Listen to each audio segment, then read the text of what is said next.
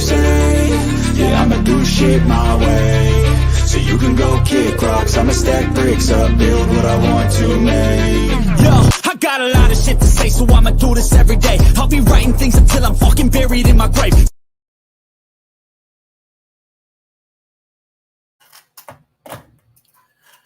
All right.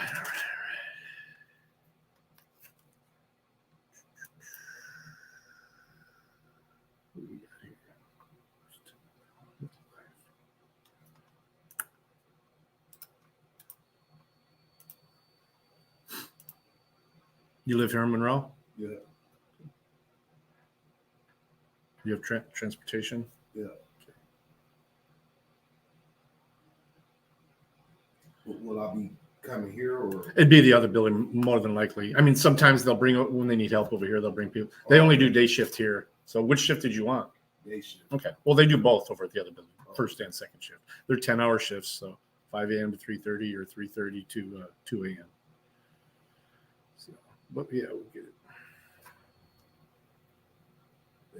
Do they work 5 days a week? Well, they're 10-hour shifts, so it's 4 days. But they, I mean, if they need you, a lot of times they'll, and it'll be 4 days between Monday and Friday. Okay. I mean, your first day, you'll just go in there and just ask, make sure, and then the second week you'll be on the schedule, so you'll know what day in that week you're scheduled off. Oh, okay. But they may still. I haven't seen them do mandatory overtime forever, but last week they did have some volunteers that worked an extra 10 hours, and that's all time and a half. So it ain't bad. But I've never seen them do a mandatory. It's been years since I've seen that.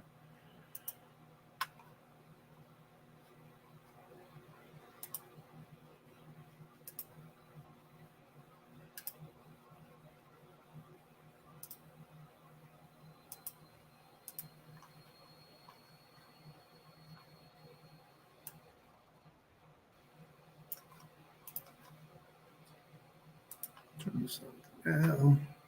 Share. So I can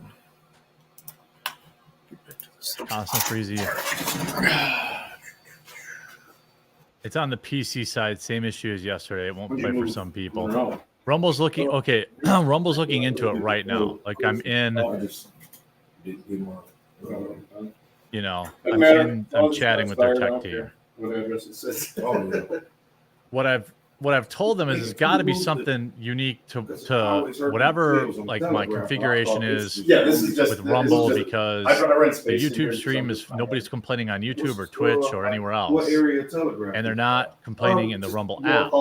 So it's got to be something. As you're heading toward Dunbar, in south. Oh, you know, okay. It's right next door to that. Oh, okay. They used to gotta never be have a something. sign out front. They just put one up. That's what There was always just the address. Yeah, And you just would see a building there. And I would tell Looks people, like it's a bit put better the now. Tell address people to down. refresh, They actually pause the just video, yesterday turn on off the way out. autoplay, then adjust They voice put a sense from sign out auto front. I mean, they- to 640 or 1280. That's 15 years. Oh, yeah. Weird. It was Quality Foods before it was Spectrum, but it's virtually the same company. Weird. Just different owners. They're looking They're into doing it. the exact same I'm thing. chatting they with the used to do. CEO right They now. just make different food products. I mean, there's some Yeah, samples the of app. them The upstairs app is to give 100% you an fine. idea, but it's a wide. Okay, they're gonna stuff. try to And you save got a it lot in of DVR. opportunity to learn different machines and stuff like that. The machine, how to operate all the different Told the machines and app stuff, and the goal is to get you hired in. Just So- desktop. That's what they want. I mean, they'd rather, All right. like, So, work for 4 and a half they're months gonna with work me on and then that. hire you in, and You guys keep me sending posted. folks, so. Now, lots to talk about today. I'm not going to spend the first hour of my show. That's one dicking weird thing around. about my job. If I I will do it too let good, I'm out of everyone it. know that I am currently on generator. If everybody I hired worked out, I'm on generator power. So but I want them to. whenever I mean, the that's my actual goal. power When kicks someone back comes in looking in, for work, is for them to I'm find hoping- it and be able to progress. I'm hoping I've- that once the myself, power when I turns back started on, like it'll be staffing after my company, stream I, at this point, I couldn't get because anybody to hire me. then my generator will turn off probably, and I mean, it that was probably back won't in be 2012 seamless. when it's kind of hard to find a job. So, Yumble PC good. Okay. So Now let's you gotta see. work I don't know three if they jobs already just to disabled it, survive. but I do. I work 3 jobs. all right. I do let's this. hope. I do IT for detox places down in Ohio. I Refresh do on Rumble looks good. Turn off autoplay seems to have some helped. Okay. recording and stuff. Yeah, I've got no power. I'm not sure why. It's not like a huge outing or a huge outage, but there was quite a bit of stuff. Yeah. quite a bit of high we'll check it over. winds, so maybe that was it. Whatever they did fixed it. Okay. Cramps. Got some handbook for you. Yes, I have I usually get here at noon. I have today. I get stuck. a generator hardwired. Yes. I mean, I do a 100-mile round trip. And I bought a big enough generator to run the entire house, so I don't kind of train at my house, and I was like, man. So literally, it's going to add 30 the minutes. power went out, I go the other way, and nothing changed for me up in my office. I got to the take internet the went out for 30 seconds while it rebooted. And I just, my wife was just okay. So it looks like chat. I had to go around too. She's like, so good thing you didn't let's wait. talk about a couple things today. What do you want to lead with? So Obviously, there's the the Crowder stuff, Right. which is they'll be waiting. interesting. Supposed to be big fines when they block major There is roads like that. the Daily Wire stuff, which I haven't even talked about yet. Which has, I think, a video I'm releasing at like 5 o'clock. An issue with the engine itself. So there's just lots and lots and lots of stuff going on. Okay, so it looks like I want to talk about when you're like, oh, the train. Okay. This, I mean, this, so at least there's good workarounds here. I know first and foremost, across the east side there. The Crowder thing. If I get off on La Pleasance, I don't know if the train is stopped. Just so obviously everyone knows, I am usually that's a fast train. Friendly. If it's moving with Crowder, there's not a turnaround. Get back on the I freeway, wouldn't go say all the way like back up to because then you go under it. Yeah. I don't know that all the other exits. Still have to cross the I would tracks. say. Let me bring up the window here. And we'll go from there. A couple of each. Like, I don't know what he would say I am to him or vice versa, whatever the case is. But I have a decent relationship with Steven Crowder. So let's put that out there first. That may color my opinion. That may,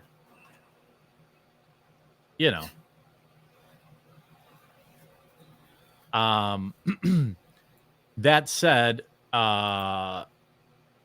so you see Gerald A said, I didn't want to do this either, but you forced my hand tomorrow at 10 a.m. Eastern. So they put out Jared Monroe puts out this video this morning. I don't know. I don't really feel like watching it. It's 15 minutes long. It's 15 minutes of essentially, you tell me if you think I'm fairly, representing this. Jared Monroe, also known as Not Gay Jared, which hasn't been on the show in, 5 years or something like that, signed willingly an NDA, which is, by the way, just so everyone knows, extremely common in this space. Extremely common.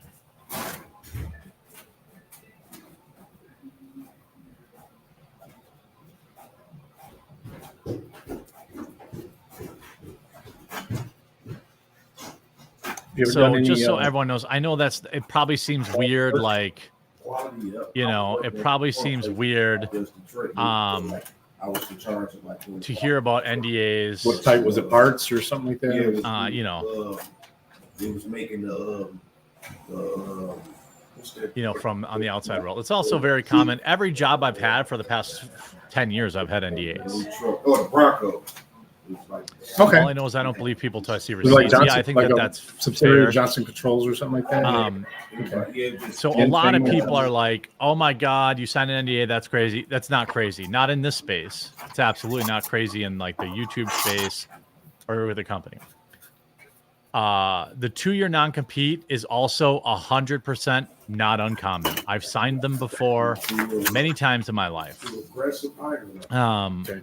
And people sign them every day. We have an office in Dearborn. I will say that in general, it's a real office. It's not like a non-compete clause comes with some form of severance. Better than office space. Some sort of, exchange. like, for example, I used to work for, Fortune 500 company, and I had a non-compete clause that said I couldn't go work for their competitor for up to 2 years.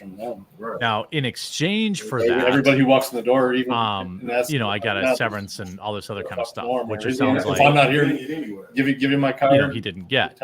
Also, I will point out, now again, I say all that just so that I can frame where I'm coming from here, so that people don't think, oh, he's just defending Crowder.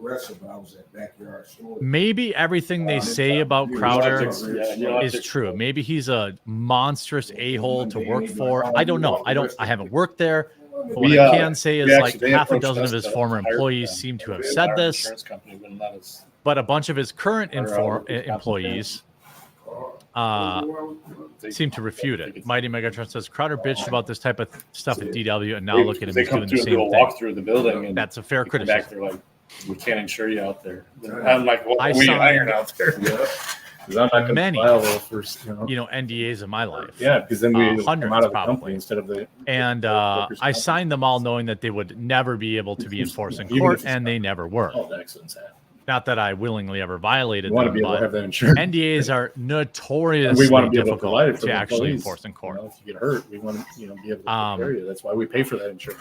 That said, just because I'm pointing out that he definitely willingly signed an NDA and he willingly signed a non-disparagement clause. Hey, Brandon. That does not mean that the things he said, like, oh, the work environment was toxic. Yeah, we have an old chat system that used to work through the office phone here. I got anxiety from working there. That doesn't invalidate any of those things. 313 number that we were chatting through, because that goes all our chats go right into your file too. That way, I saw Quarterback Garrett was retweeting this. Record of it for you, because every day, if someone calls off, I have to tell them. Do I think that is it possible? Is it possible that Steven Crowder is a huge asshole behind the scenes? Sure. 100%. 100% possible. Of course. In the middle of something, then my computer's like, I just did it. But also, Jared Monroe clearly signed this NDA and non-compete willingly at the time. And for a lot of people who are immediately siding with him, they're just not used to that in their fields, which is totally fine. It's not like, I don't want to sound like a douche, but it's like, it's just like, it's been a part of my life for 20 years. I've signed NDAs and non-competes at almost every job I've had. So it's not unique to Steven Crowder. It's not unique to the Daily Wire. It's not even unique to like internet personas, like that. It's just not unique to that stuff. So that said, you're talking in circles. What did he say? Bro, he said nothing. In a 15-minute video, he said essentially, Steven Crowder bad. I have the receipts. I can't tell you because I'll get sued. Understanding this, now there are the original hiring position is a couple of things in the video that he mentions that I think sound bad for Steven Crowder. The first of which is that Jared has been seeking gainful employment, and it's just basically he hasn't worked there for like 4 or 5 years, and it sounds like if not. See, I read the chat. Just so everyone knows, I'm different than your run-of-the-mill streamer. I read the chat, and you don't have to pay to get my attention. Jeans or Dickie. Now, it would be. I do enjoy Rumble rants, can't have the especially like just solid. I picked this time slot so that I can make sure white beater. It's got to be that t-shirt. Okay, so I can make sure that we get. I mean, it's obviously a much newer building, so it's all of Tim Pool super chat money. So I mean, it does get kind of cool. The thing that makes the thing that looks bad for Steven, without context, okay, is that it seems like, at least the way Jared presents it, is that Crowder is essentially nonstop suing him. That he's suing him like crazy. 30 p.m. to 2 a.m. And that pays $1 more too, because it's like he tried to get another job. There's a part of the video where he talks about. I mean, I'm not gonna make you decide right now. I'll let you think about that. So that Steven Crowder sent him a cease and desist and said you can't contact. Starting Monday at first, but I'm still waiting on word from them. people who are working for You him. are willing for second? I can start you tomorrow. That's a little weird.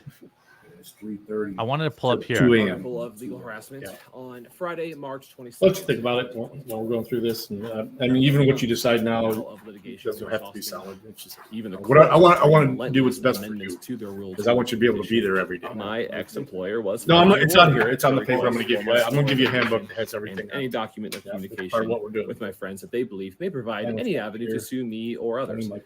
As it stands, they await my forced cooperation. Yeah, looks like you did everything. I will not. I will Good. continue to fight. You set up Cash App for Now, your here's direct the deposit, big fine. question: is Wow. what was their Yeah. entire reason? for Doesn't this always harassment? guarantee, basis but for their usually you'll claims. get your pay bit early when you use Cash App. Oh. So. These At least documents, the day after we do payroll. an NDA. Sometimes late Wednesday, sometimes Thursday. Some more context. What's We- really weird about this video is We again, do have the okay, just so also we an extra we $1 can an we hour, for perfect attendance bonus, and that's paid every let me give you the TLDR of my position. day, Okay. week. It doesn't ruin you for weeks. It's just that It is 100% possible that Steven Crowder is an insufferable All right, let's asshole slide over the to great work table for. here. I'm going to set you up with the. There's at least 2 or 3 former employers that went, sent anonymously that it was a tough place to work and bad things So happen. this basically is your I see a handbook. Switzerland play IT. This goes into all $1. Yeah. which things you need to know. It is also possible Goes into the color that code, scoops and brushes, depending on Jared Monroe signed a very bad what we're contract. doing part of this, but we're doing. Now, this is all based on what we know. I'm trying to stick in the world Have you had any questions? of where we know, the things that we know. All right. Jared Monroe has not shared any of the receipts that he says he has, of which I understand because he may be getting sued for that.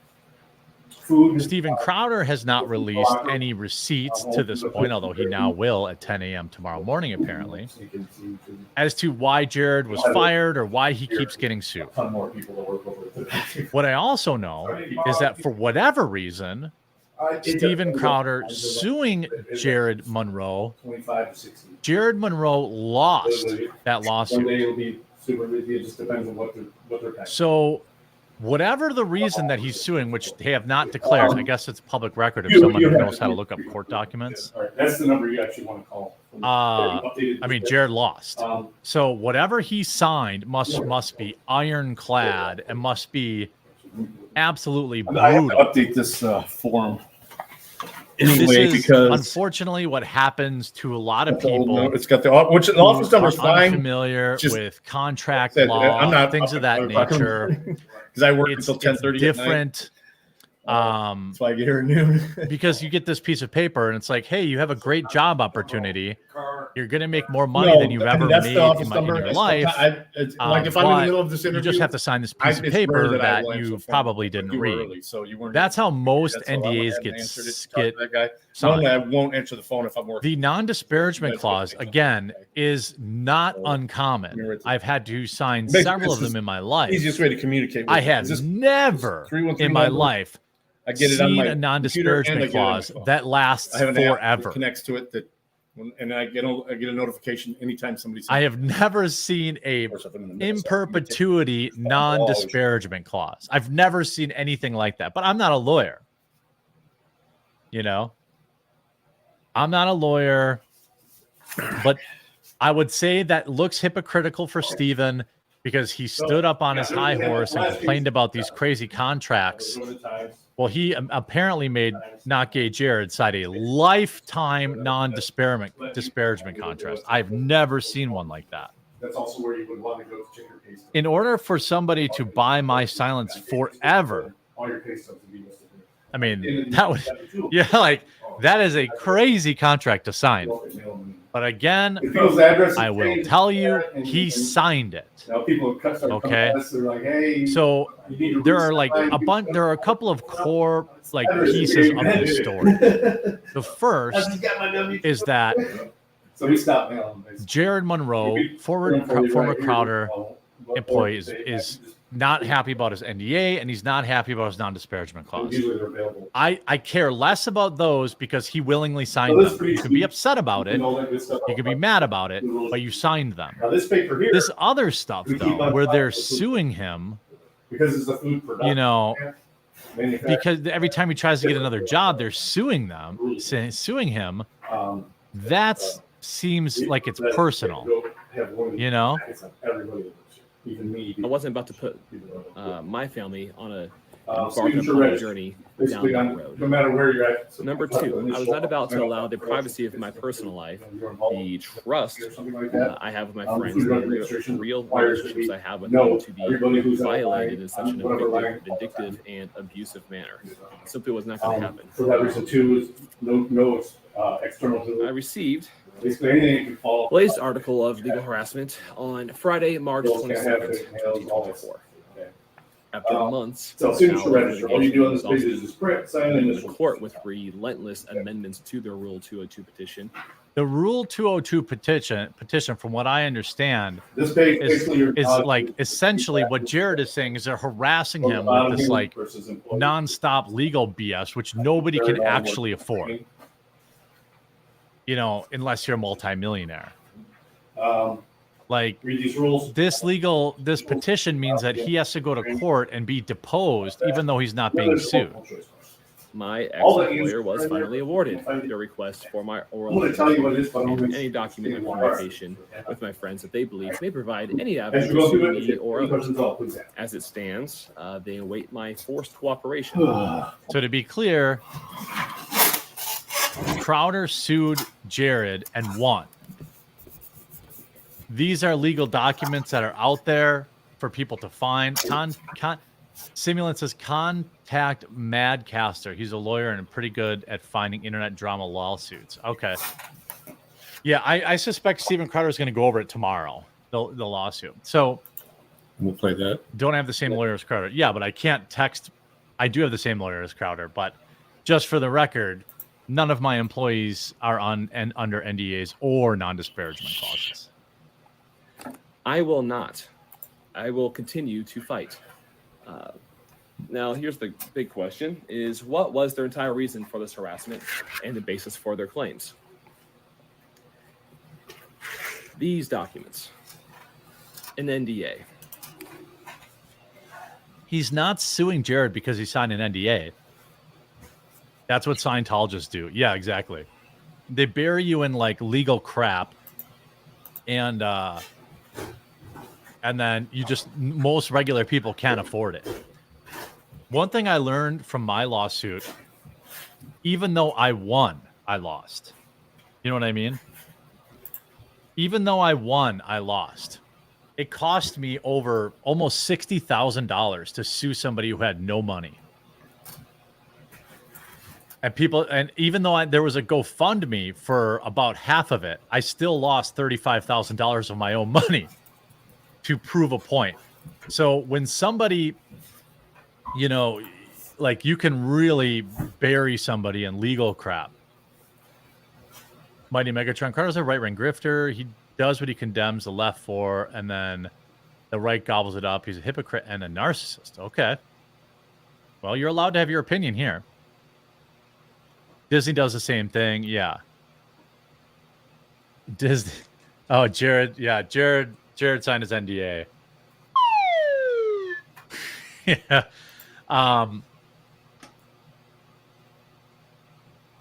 The thing is, principle is priceless, Jeremy. I know. Well, actually, it does have a price.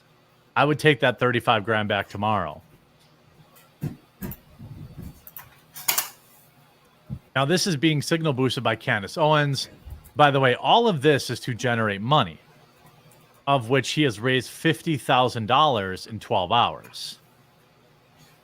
Now, a lot of people look at that $50,000 and think, oh my God, that's not very much money in terms of being buried by legal stuff. You know what I mean? You only have the rights you can afford. Yeah, that's true. Liquor Giant. So 50K does not go very far in terms of like a legal battle. Okay. But obviously everyone has to have sided with Jared. Here's what I can say too. So essentially the accusations are, well, here. Some more context. I signed. Stop right there. I signed this separation agreement, an NDA, to containing a strict and very broad non-disparagement clause. Let me go back. Say that again. They await my forced cooperation. I will not. I will continue to fight. You will comply because the court already rendered a verdict against you. Now, here's the big question: is what was their entire reason for this harassment and the basis for their claims? These documents, an NDA. Some more context. He signed. You don't have to sign diddly dick when you quit your job. And there's also something that seems very suspicious here. Okay? Like I said, maybe, we don't know if Jared has some sort of crazy receipts. I would also point out that I believe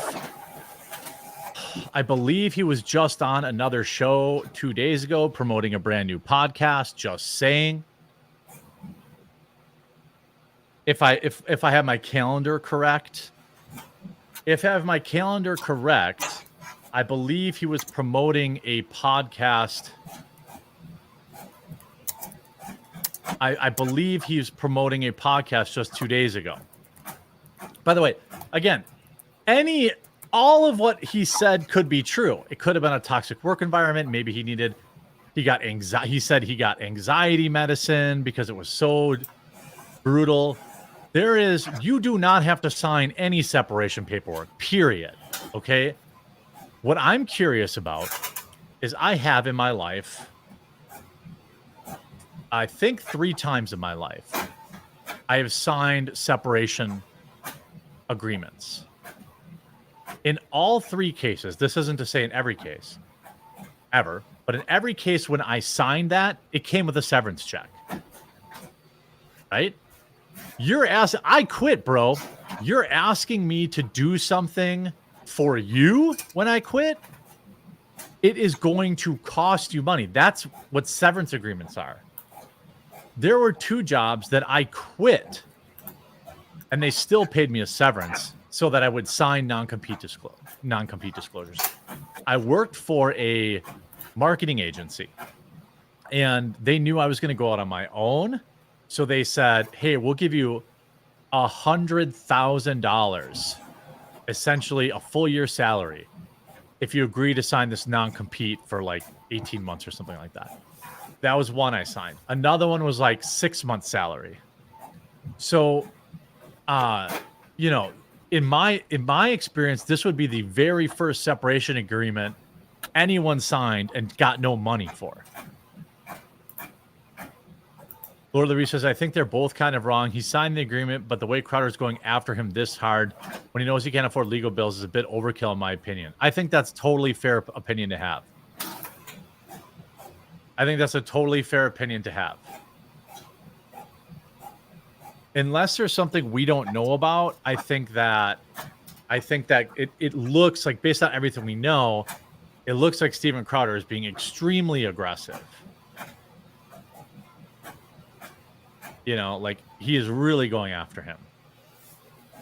I don't even want to guess. Maybe he's owed money. Yeah, that's possible.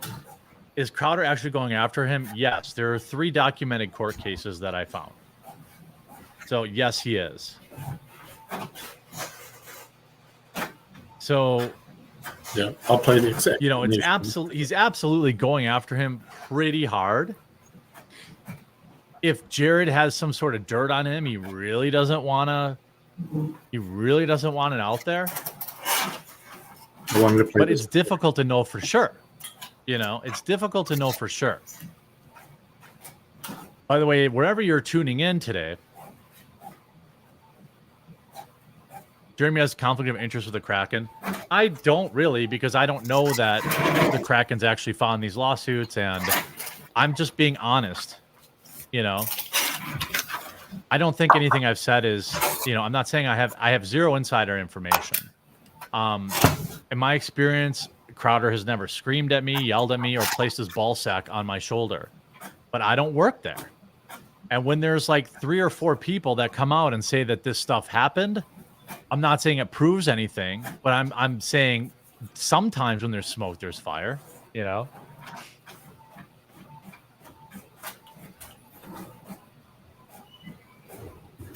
Now, by the way, if you're enjoying the show so far, we have a lot to talk about. I live stream every day in this time frame, 5:30 Eastern till about 7:30 Eastern, and I hope that you'll follow. If you're watching on Rumble, you click that follow button.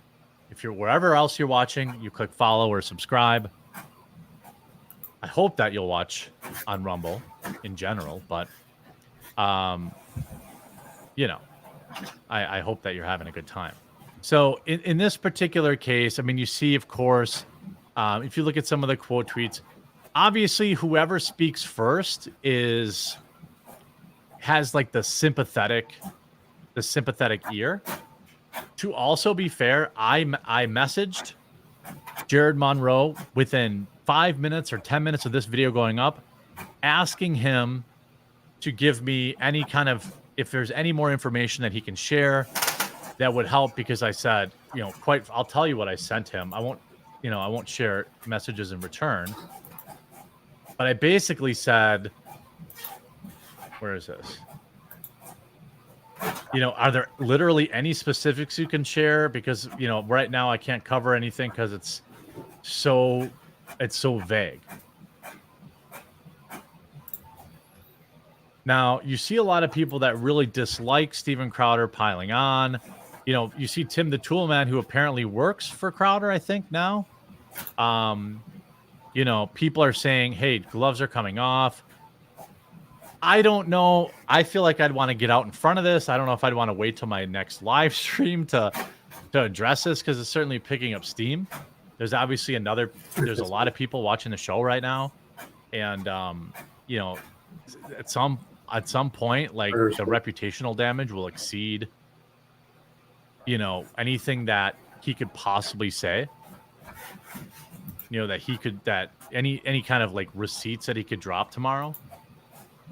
It's pretty curious. Now, here's my prediction. Here's my prediction. And then we're going to talk about the Daily Wire debacle too. Here's my prediction. That Steven Crowder is, in fact, an insufferable asshole to work for. And that there were probably some things that happened in that office that were not okay. That's a prediction.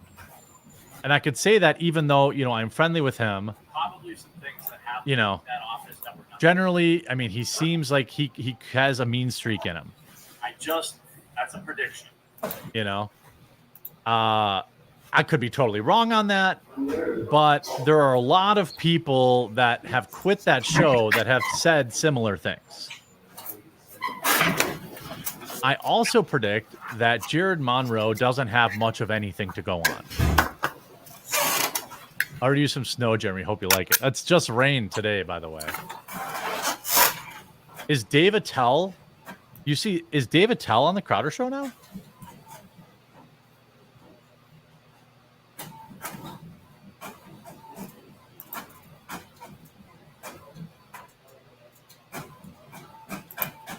With friends like you, Crowder doesn't need enemies. You can't even give him a day before you grift. Well, I wouldn't say I'm grifting. I'm just covering the news like I would cover anybody's news. You know, when you cover this kind of stuff, you know, people get mad at you no matter what you do. I had hundreds of people calling me a coward and a Crowder cocksucker because I didn't drop a video at 5 a.m. this morning when the news came out. When the fact of the matter is, I was trying to DM everybody, trying to get more information. Now, this is a grift. I don't know if you knew this, especially if you're a mug clubber. The perfect combination is, of course, my delicious coffee brand, coffee.com. I don't know if you knew this, but I have the best coffee club on the internet, in my opinion. It is a different small batch coffee delivered to your door every month from various locations all over the world, of various flavors, various notes. And in March, for only a few days left, if you sign up, hey, you might have, maybe you canceled the Daily Wire subscription. Maybe you canceled your Mug Club. Maybe you canceled your Planet Fitness. Well, the program is 50% off your first month, plus a hand-signed thank you letter from me if you sign up this month. And for every month, you'll get a delicious coffee delivered to your door. There's absolutely no better coffee club out there, in my opinion. You can get it in ground or whole bean, and you support the channel. There's only probably like 15 spots left because we can only get a couple hundred batches each month. But I put the link in the description and I put it in the chat. Cancel mug, cancel gym, embrace chewing beans. Cancel. There's a limited number of spots available, but you can see 239 reviews, average review score 4.9 out of 5. Literally everybody who's in this program gives it a 5 out of 5. Now that's grifting. I don't know if Jared is grifting. I 100% believe if he's, fighting the legal fees, this, that, and the other thing, 50, 100 grand or whatever it is for legal fees is a lot, is probably just a drop in the bucket compared to what he's spent, that's for sure.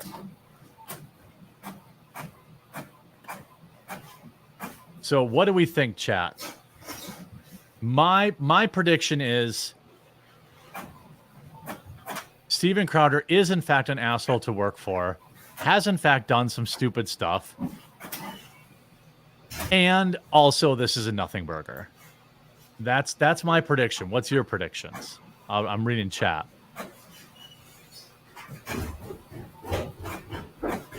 Well grifted, yeah. That's my prediction. That GoFundMe was for $100,000. Yes, that is true.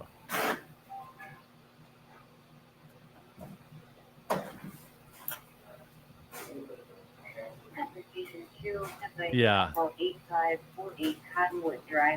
I mean, I don't think if somebody's an asshole, that precludes me from listen to that scanner too while I'm sitting here. Monroe PD's funny. Listen. Dune 2 criticized the lack of Arabs in North African inclusion and influences. For crying out loud, how do these people even live? Then we had. By the way, I'm not sure what is going on in like Big Con right now. Big conservative media, which by the way probably includes Steven Crowder. But everybody is having a crack at pissing off their viewers. I want to find this tweet. Okay, this is started. For tradesmen, is there a Jeremy's Club thing? Is it Jeremy Club's free or is it separate? Oh, it's, by the way, yeah, Jeremy's Club is totally free to enter. And everybody who buys from me should sign up for it because you earn rewards dollars. It's like Kohl's Cash for the women, Especially if if you sign up for Roaster's Choice, you get 500 free points. So yeah, the Jeremy's Club thing is separate than Roaster's Choice, and everyone should sign up for that. If you're a customer, you should be signing up for that. All that is free money for you. All it is giving back. So yes, you should be doing the Jeremy's Club thing for sure. I'm trying to find the original tweet now. So everybody at the Daily Wire is getting sucked in to this drama because, the Crisis King stuff. But what's really interesting is, so I think Steven's probably an asshole at the same time. I think what he's doing is net positive and probably takes a big personality like Steven to do what he and his team does. Yeah, probably. My prediction is DW will burn itself to the ground faster than Disney.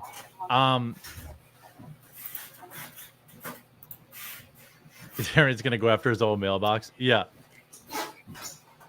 So Daily Wire last week, Daily Wire kind of got in kind of sat in it or stepped in it a little bit with gamers, where Matt Walsh came out and tried to have a take on video games, and everyone was kind of like, hey, I'm not cool with that. We don't like you. You've written terrible things about video games in the past. We don't think you actually care about gaming. Get out of our space. That's essentially what gamers said to Matt Walsh. And then, so that was last week. Then over the weekend, Jeremy Boring put out what was an incredible word salad tweet about how saying Christ is king can actually be anti-Semitic. It was like, what are those soy jacks where their brain, like, what is the meme I'm looking for? You know, the soy jack with like the huge brain with all the veins in it and they're like sitting on it. That's what it was.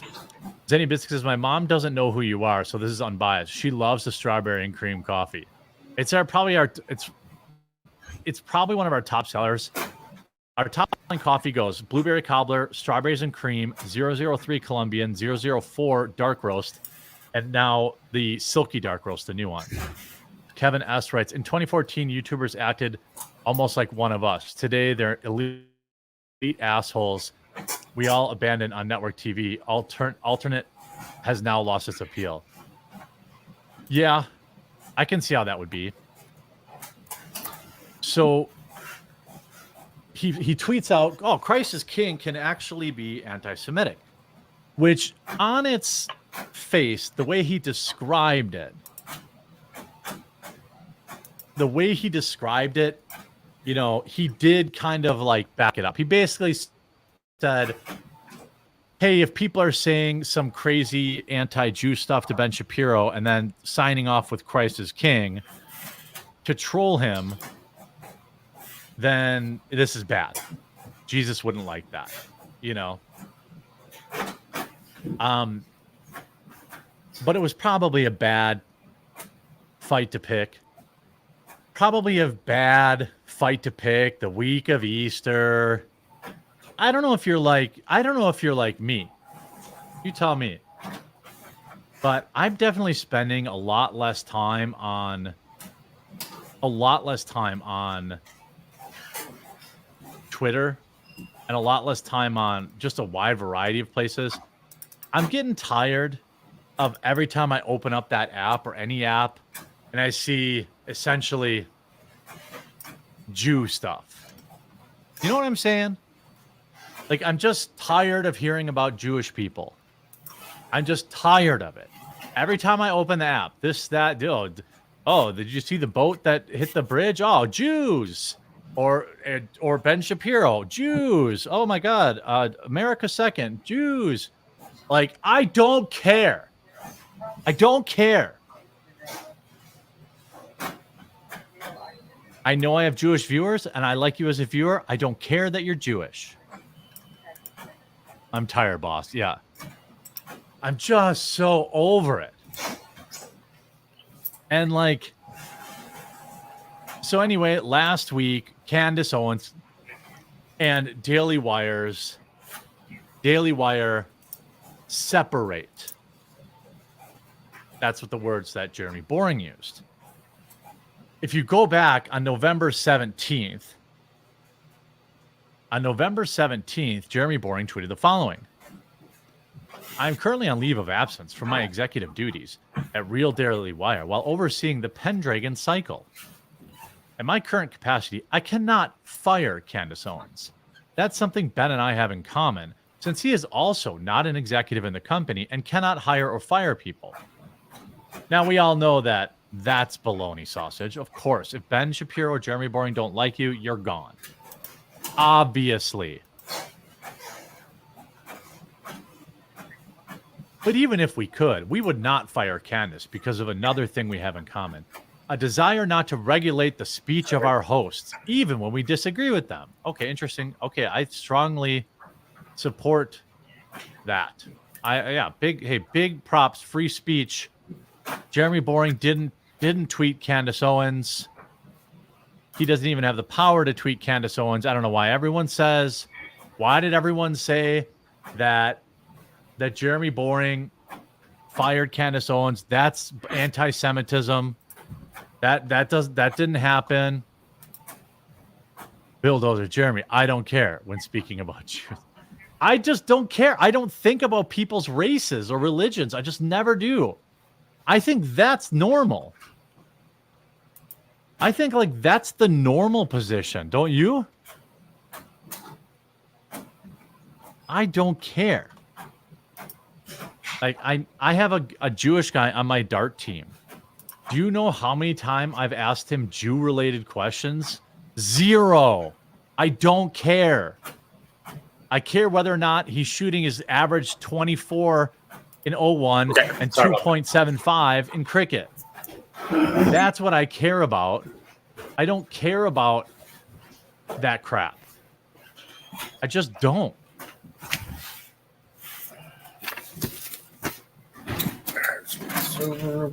Anyway. Now remember, Jeremy Boring did not fire Candace Owens and doesn't have the power to fire Candace Owens. Okay. Then last night, Jeremy Boring hopped on a Twitter space, which I still don't understand why anyone uses Twitter spaces. I don't understand. But this is what was said last night. Now remember, he does not have the power to, nor would he fire Candace Owens. Because it's got to be in the same pen. Right. Hey, Jeremy, I have a question. Can I jump in? Which of the following can I just statements ask is this real true? Is it okay to wear jeans with holes in them? We already told quick, you I'm that. sorry. No. Like Is it okay I to wear want to t-shirts give without you a sleeves? hypothetical, and I just want to get your response to it. Say you've got a really amazing Making sure that opportunity to your hire steel a toes you don't wear them conservative to and from commentator. work. 20 years of experience, never set a foot out of line. Yeah, there's a locker room in both buildings. By the way, this is Really strong. this is Carolyn Borisenko or whatever her name is. She is a long-term grifter in this like hard to find in there. space. I don't know No, how. it was She's one like that the female I guess the first Ian time I Miles took this test too, Chong. The blue brush question is kind of deceitful. If you've been in this Blue brush space, is I for see machine. YouTube already says, "Oh The conveyor no." belt itself is considered. And yeah, everybody knows. red, white, Okay, or green. so everyone knows that this person is a fraud and like I missed it. well known for having complete If a pouch lands on the meltdowns. ground, Okay. it goes into an animal feed container. And basically she's been laughed out of the They have, like, space things numerous for farms times. and stuff like that. They open it all up. It's kind of good. At least it's Eat not Salty one way. says, Jeremy, it's because we're gamers Remember, and there's no nerds and never food saw bags any of in this the stuff locker falsely room. injected in what we love. I agree, yeah. I have the same position Very good, actually. as I did back when it got pushed Right. into gaming. So, By the way, wherever you you're got any further watching, thoughts about which shift? you please prefer? do leave a follow. Remember, I stream every Monday through Friday at 5:30. I cover all the worldly news. I know today is a particularly spicier topic because, you know, the Crowder and Daily Wire drama. But, you know, we're at a record for our new time slot on our second day. Nearly 5,000 people watching on Rumble. Today is Thank you so much for tuning in. If you're enjoying the show on Rumble, please click that follow button. And if you haven't yet, or wherever you're watching, follow or subscribe. All right, But it's if you Monday through haven't, Friday, but it's you know, 4 days. plan on stopping back between in, us. So one of those in days you're gonna be off. 23 hours too, because I stream Monday through Friday. I hope you're having a good I mean, if time. you want If to you start haven't Monday, yet, we can do Monday. say hi in chat. Okay. That way you have the All weekend right. to get ready. Make sure We're gonna get to the you got bridge some after this. stuff ready and stuff. No worries. I ain't gonna sweat you about that. I don't blame you at all. Conservative economic values, Besides, strong you are social anyway. conservative values fits in right with what the audience of the Daily Wire is looking Those for. right there. Now. But Those- that the brown person ones? starts making criticisms those were that left are behind. If you similar want, to you can what take 'em if you Candace want. Owens has been making I'll leave that in the up to you, past but 3 yeah. months or so. And everything nines. else about their record is Bigger just ones are perfect. 11 and a half. Would you consider hiring that person? Like, would that person have a slot at the Those Daily brown ones, Wire There's or lines no? on them anyway. And You're honestly, trying to that's ask me just why gonna I get fired Candace Owens? But I thought he Oh, the didn't fire jeans? Candace Owens. I thought they parted ways, and I thought he didn't even have the That was the power to fashionable fire rules, though. anybody. You asked me why I That's kind fired of like what I Candace got. Owens? Just plain jeans. And by the way, what I think is I wouldn't get anything hilarious expensive because you're is gonna get whoever this Carolyn chick Of course, is, when you get she hired thinks in, they give she's you so email. smart. She thinks she's like, You see hanging oh, I'm going there, to set up Jeremy Boring with Guys this that work in- obvious question about Candace Owens, I mean, unless you have any questions, right? now, This I- obvious question Well, about Candace Where's Owens. the direct deposit? Oh, I'm so smart. send I'm you a so reminder. smart. I definitely have never, I've never, day before as well. you know, I've never gotten over on anybody intellectual in my life. I'm going to get over on the CEO of a company. Monday, so it would be Monday at 3:30. Yep, at Now, the address by the on top way, there. The one I don't know why Jeremy Boring was even in this chat. Yep. He had Might wanna just nothing drive to by gain just so you and have a good everything idea to where lose. it's at. Because now And there's just be there these a couple sound minutes bites. early on the Which first is day. Just against, I'm going of to email course, them, let them know that you're coming. you know, I cannot fire Candace Owens. Meet the supervisor's name. And I would not fire Candace Owens. Yet, a few months later, all right, does fire Candace Owens. all right, any questions at all? And then here's another clip. Okay. Oh, okay. All right. Daily Wire CEO admitted that he would never hire somebody that crossed his threshold of acceptable criticism of Israel and couldn't, off the top of his head, name one conservative influencer critical of Israel that he doesn't consider anti-Semitic. Pretty sure Lauren Chen's been, you know, Lauren Chen's been critical of the United States sending money to Israel. Is he calling her anti-Semitic? What about Mike Cernovich? She's a doctor, Jeremy. Yeah, yeah, that's right. She sure is. Pretty sure she's defending some individuals, some interesting individuals. Mark Dice, he's criticized. I don't think, you know. But the Daily Wire. This is a little bit longer of a clip, but it's interesting. But the Daily Wire is a publication, right? We publish, we curate. I pay people to speak. I'm not just a platform where everybody can kind of build their own account and say the things that. Come on, Jeremy, you know better than that. You know he had the power. I hear he mentioned it earlier. Howdy. Yes. Hi, I'm Sean. No worries, bud. Go ahead and have a seat at the great table there. I'll be with you just a second. I'm kind of in the middle of a Zoom thing here that I'm working on. I'm going to do this so that's if you see me talking to the computer, I'm weird, but not that weird. All right, let me get this fixed. So, I've seen that part of it. Let's show you the other half from this morning.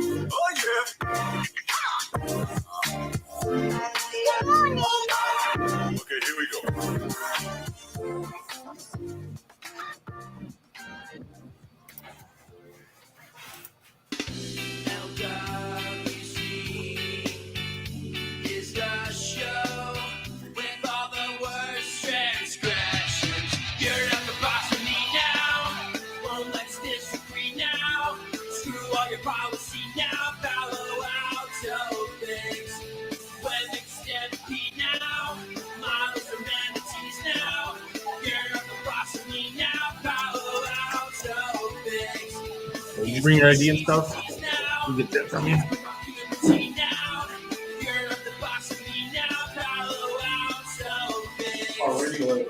Like and subscribe.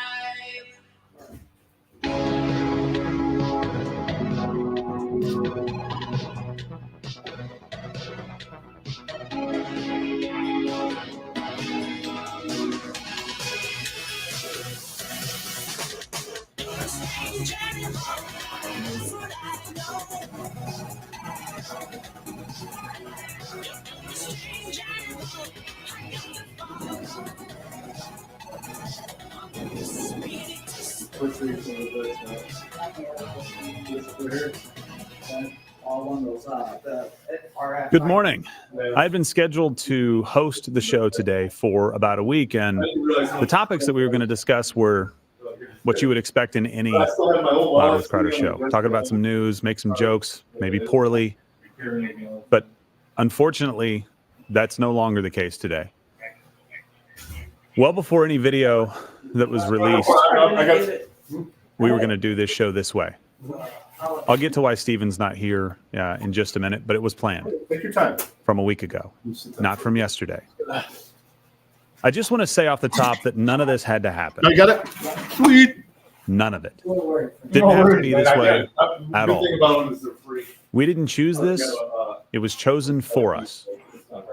In fact, as I'll tell you in just a few minutes, we went to great lengths to give people the ability to do the right thing, Yeah, and then they just start to honor their agreements, even then it's minimal. and to do what they said they were going to do. They won't give you one if you. Unfortunately, they chose a different path. They just start charging you after a while. For the last year and a half, everything you've seen in the public eye has been part of a well-orchestrated plan. What is that plan? To assimilate damaging PR assets and wage a negative publicity campaign against Stephen. I'll show you the quotes. I'll show you the text messages. Generally, I try. I'll show you everything. All of the stuff that we did not talk about because we were giving people the opportunity to do the right thing. Yeah, but Taking the hits, taking the hit pieces, dealing with all of it to give people the opportunity to do the right thing. They chose not to. I wonder why Jared decided to release his video yesterday. Just for some backstory, there had been no communication between our attorneys for a couple of weeks, so there was no impetus for it. The document compelling him to give a deposition had already expired on March 15th. Nope, not So for a piece of when he paper. released Not his for a bunch of video cards that I can yesterday, just reorder. He asked you to contribute money for a lawsuit that did not exist, unless he's had a lawsuit that he would like to file, which he indicated maybe that was the case. We had not sued Jared. We simply asked Jared to knock it off. I'll get into the timeline of that. But Tuesday, March 26th was the day that he chose to release his video. I wonder if it had anything to do with Wednesday, March 27th being the 5th day of mediation between Stephen and Hillary. Why release it the day before mediation? Mediation is a great opportunity for people to come together and resolve their differences peacefully. This is the 5th day. They just I'm going to do some research on how many days it normally goes on during divorces. Where most of the work is done is Not over at our 5. telegraph facility. I think it's actually closer. Here's the timeline. I've worked that one before. It's the one down by Paul. On October 27, 2023, we filed our original Rule 202 petition that Jared mentioned. I mean, it's the Rule same 202 thing. petition is basically saying, hey, we're serious. 5 to 3:30. Please knock it off and tell us how far this went. On October 30th, we sent a cease and desist. At that time, October 30th, 2023, Now, all Jared had to do was respond in writing saying that he was going to knock off what he was doing. He was going to stop violating his agreement that he voluntarily entered into. He chose not to. Legal fees associated with writing us a letter would have been minimal, they're calling for people. I if just have to any stagger at them. all. I just sent a bunch, so I'm gonna. And I have the receipts as to why we sent this to him in the first place. Did you when you did After this stuff online? around 6 years of no communication in this way. December 14th, we had one amendment to our Rule 202 petition. Not quite the exhausting of the court, as Jared made it seem, that we were trying to bully him with the law. March 15th, that 202 expired. What March happened last time 26th, when we were out Jared there? releases his video. I moved. Oh, gotcha. Jared, Attendance was pretty good. like though. I said, was raising money for a lawsuit that didn't even exist How long ago was until it? this morning. It now exists A long time. because Jared has shown that he will continue to violate his NDA Oh, wow. to be a part of this scheme Well, first shift the base to is assimilate 14, but plus there's damaging $2 PR an assets hour, to put pressure on puts Stephen together. in the divorce. And that's I'll show paid you all the out. receipts, guys. It's And there. then, plus second He's shift actively also flirted has with a violations in the $1 past. And now he's involving himself in a private divorce for which he was recruited. I know if you're a to bus driver, leverage the though, company, one of the directions part of you're this gonna have to long-standing find a way. plan. And I'm going to say it over and over again to make sure you guys understand. We've been living with this for the last year and a half. You have to take it home. The plan is to assimilate damaging PR assets and wage a negative publicity campaign against Stephen. Yeah, well, I mean, the ride too is, you know, Per especially Hillary's once you- father. Here come the receipts. somebody who I drives. hate being in this position, guys. It gives me no pleasure to go down this road. I am being forced to go down this road by their actions to defend this company, to defend the over 30 employees that work for this company. I am not a guy that What picks a shift do fight. you think would be best for you, though?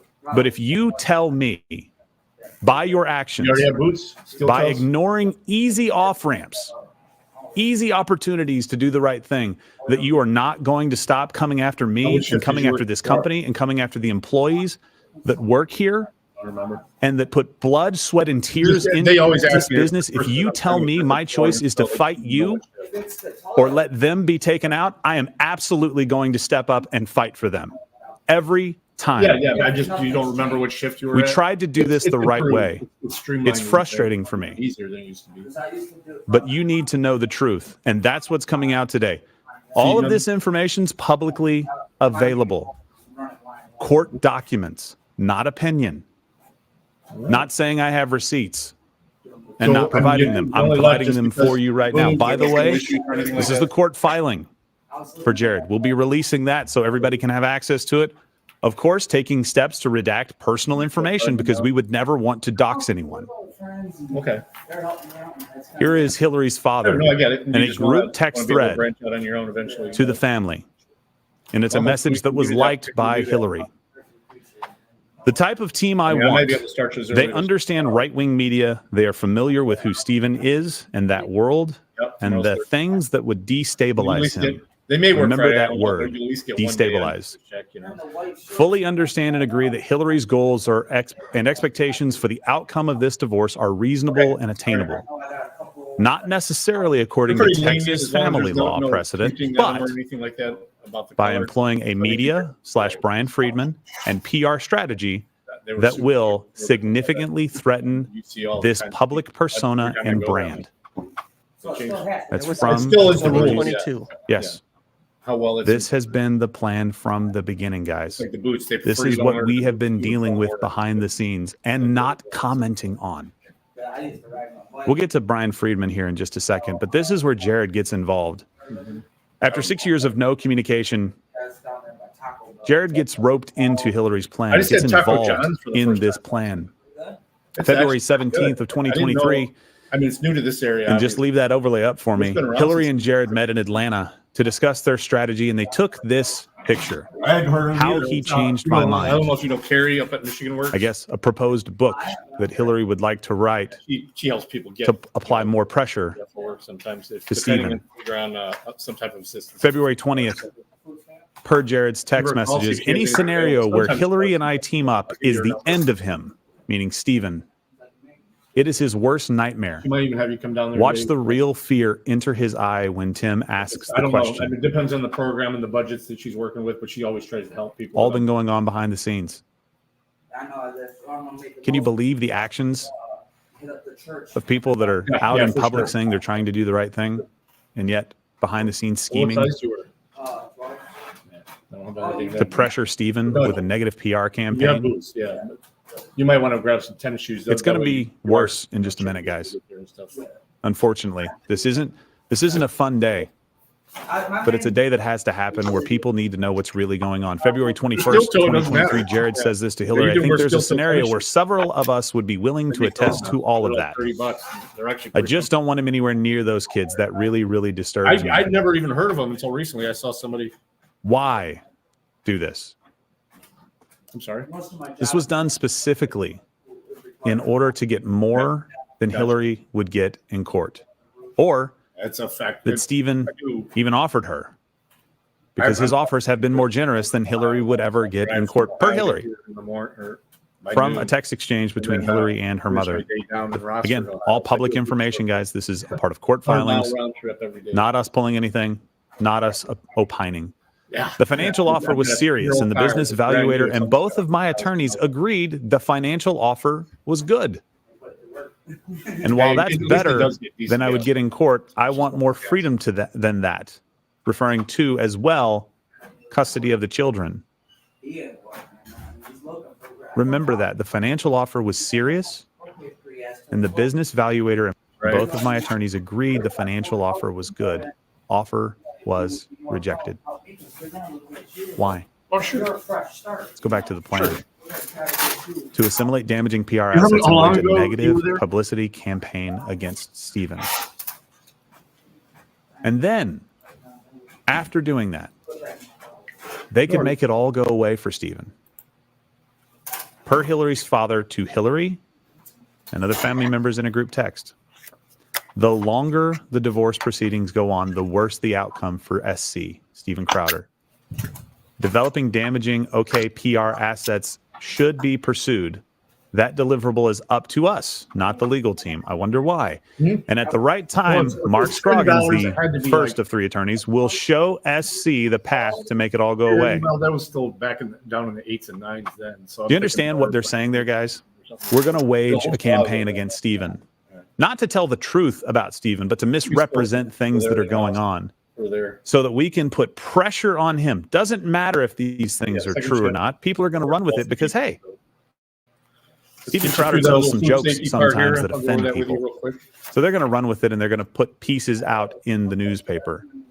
And then when the pressure is so much, when we have wrecked his life enough,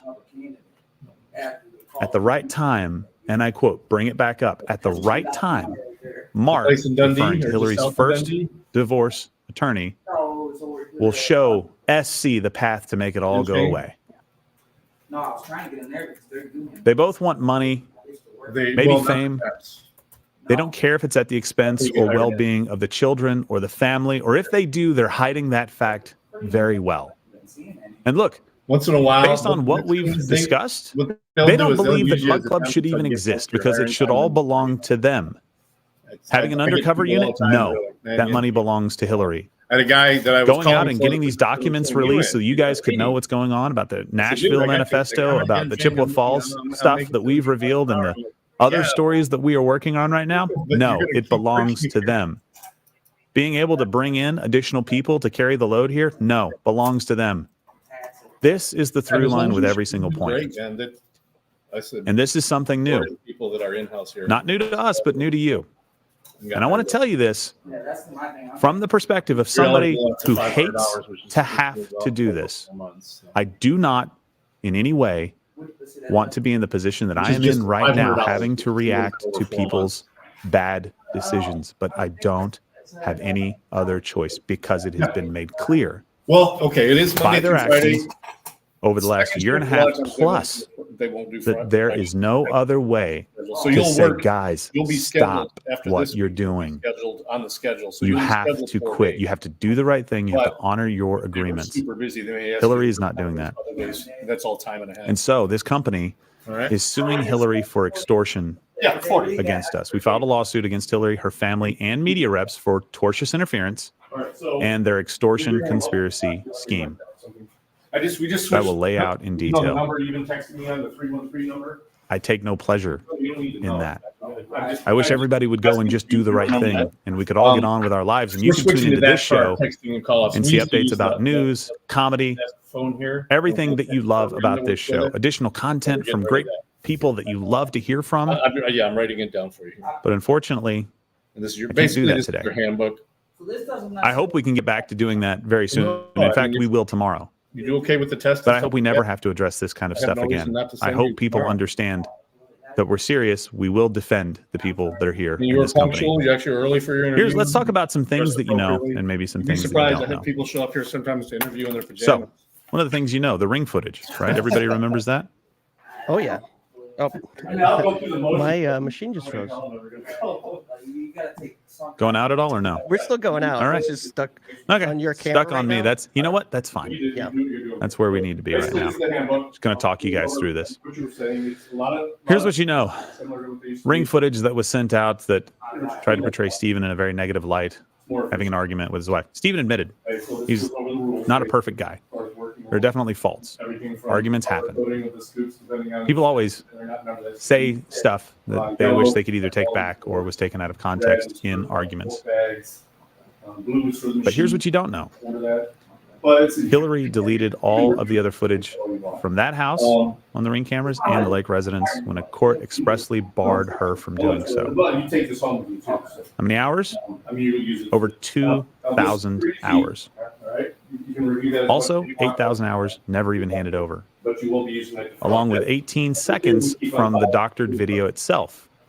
Required for A note, Substack video had small portions that were not even included in the court-issued videos, which means that it came from some other source. You can do the math.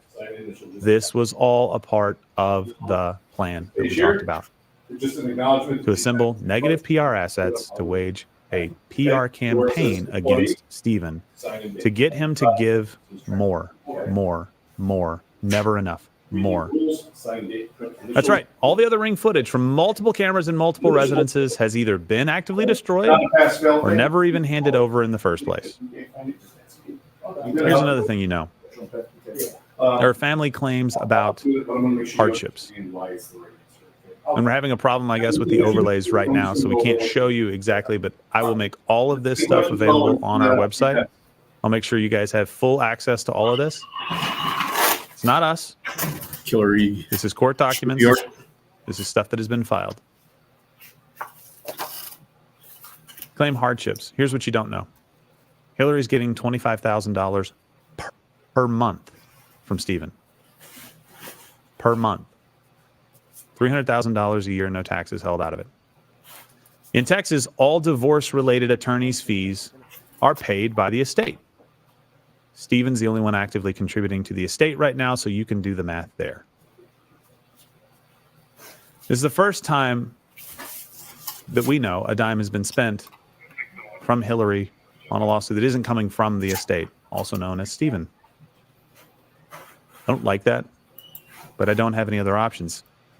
Here's something else you don't know. Hillary hired entertainment superstar lawyer Brian Friedman as part of her PR attack against Stephen. I don't know if you guys remember who Brian Friedman is, but he represented Trevor Bauer's false accuser, releasing images that were doctored. What he knew at the time, what he didn't know, still up for a little bit of debate, but it looks like there was some reason to believe maybe this claim wasn't 100% on the up and up. Trevor's been exonerated. It's been proven that this person lied about all of this. Maybe she even lied to Friedman. Who knows? But Friedman was all too willing to rush out and ruin a man's career that I believe had just signed a $100 million contract to play baseball and subsequently lost that contract. Still trying to get back into the major leagues, even though he's a well-accomplished pitcher. Should be on a roster somewhere. Doesn't matter. Doesn't matter that he was proven right. It just matters that the lie was put out there and that the campaign was waged against him.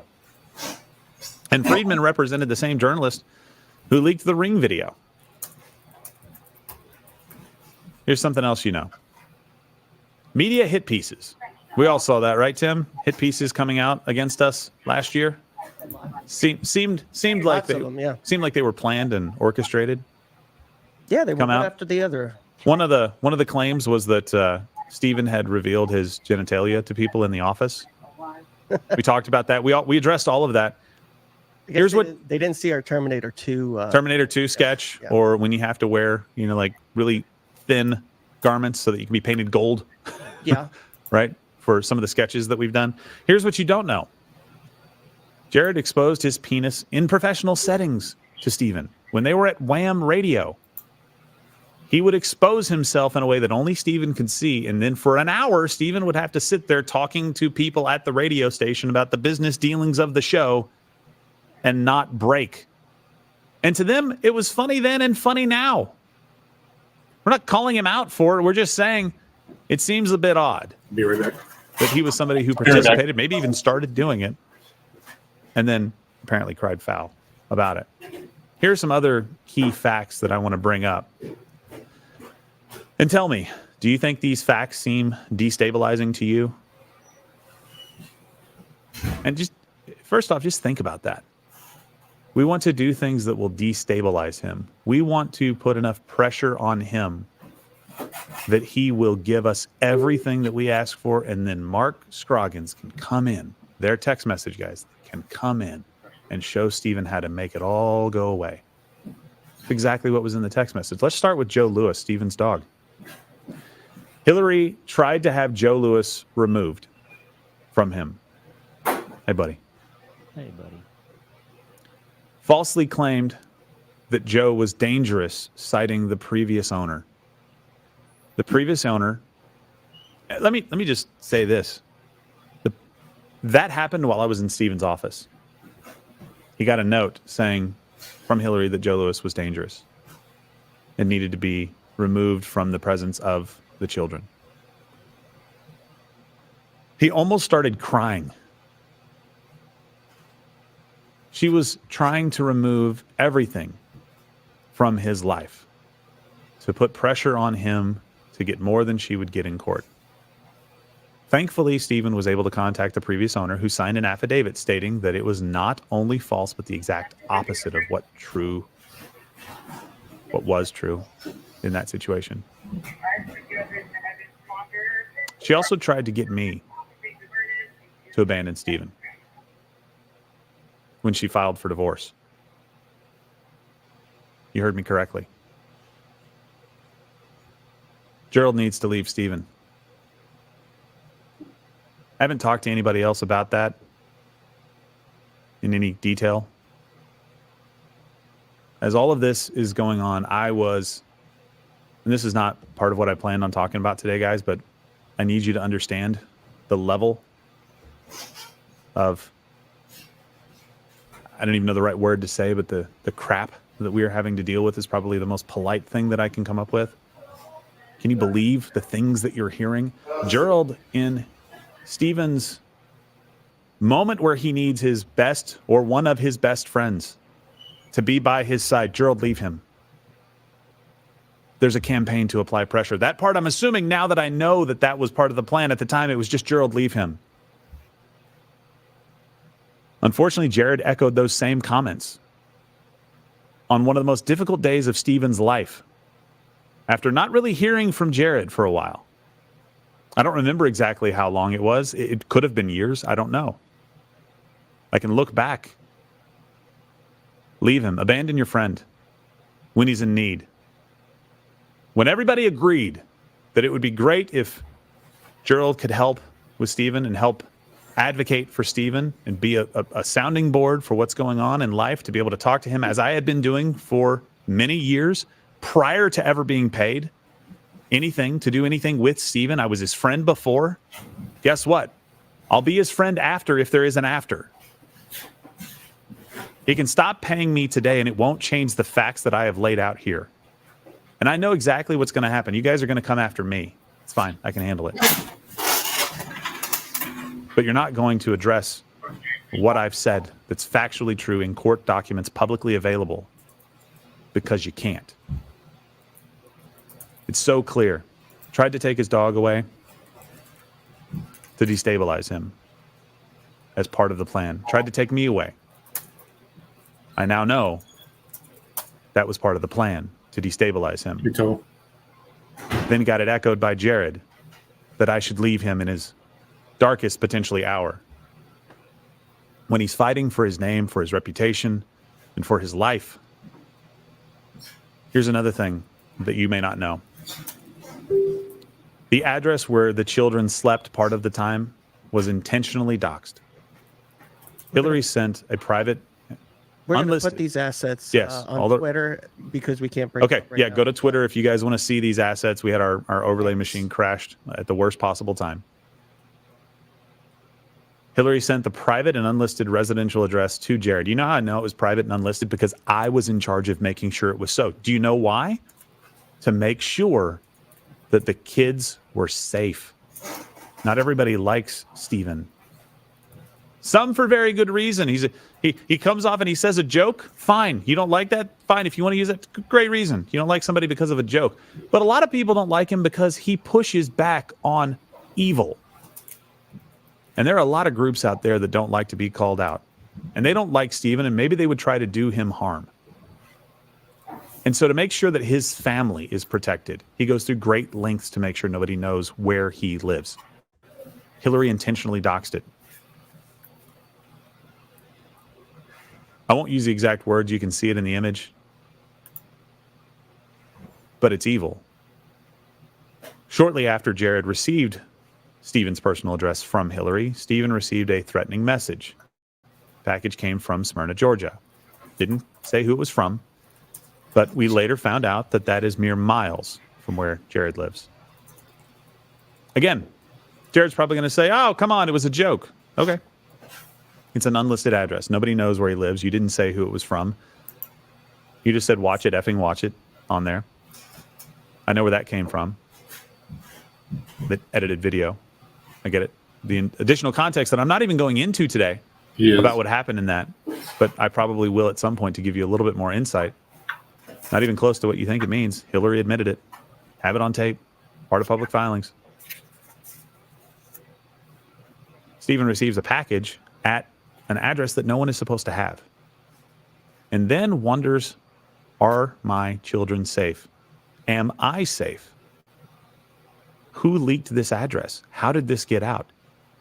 How would you feel if the person that you had children with leaked your private home address, knowing that the kids would be there during certain times of the week?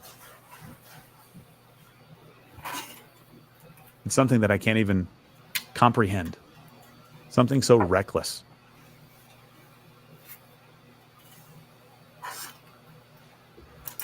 I want to say a couple of things as I wrap this up. NDAs are a normal part of doing business. You sign an NDA voluntarily. Jared signed his voluntarily, and then he breached it. Didn't have to sign it. Could have left. Could have just left. Could have walked away. Didn't have to sign the exit. He signs it on the way in again. Didn't have to sign that either. Never. He voluntarily signed an agreement and then decided to break it. He also lied to you guys and said that I was asking for every single conversation with his friends and that I was telling him that he couldn't contact his friends. No, that's not true. Look at the Form 202 petition that we put out there. I told Jared in that petition, basically like, hey, you have to stop talking about the company. The agreement that you made with us. And that can be as simple, like I said earlier, as making sure no address is divulged to where somebody sleeps with their young children. It's common.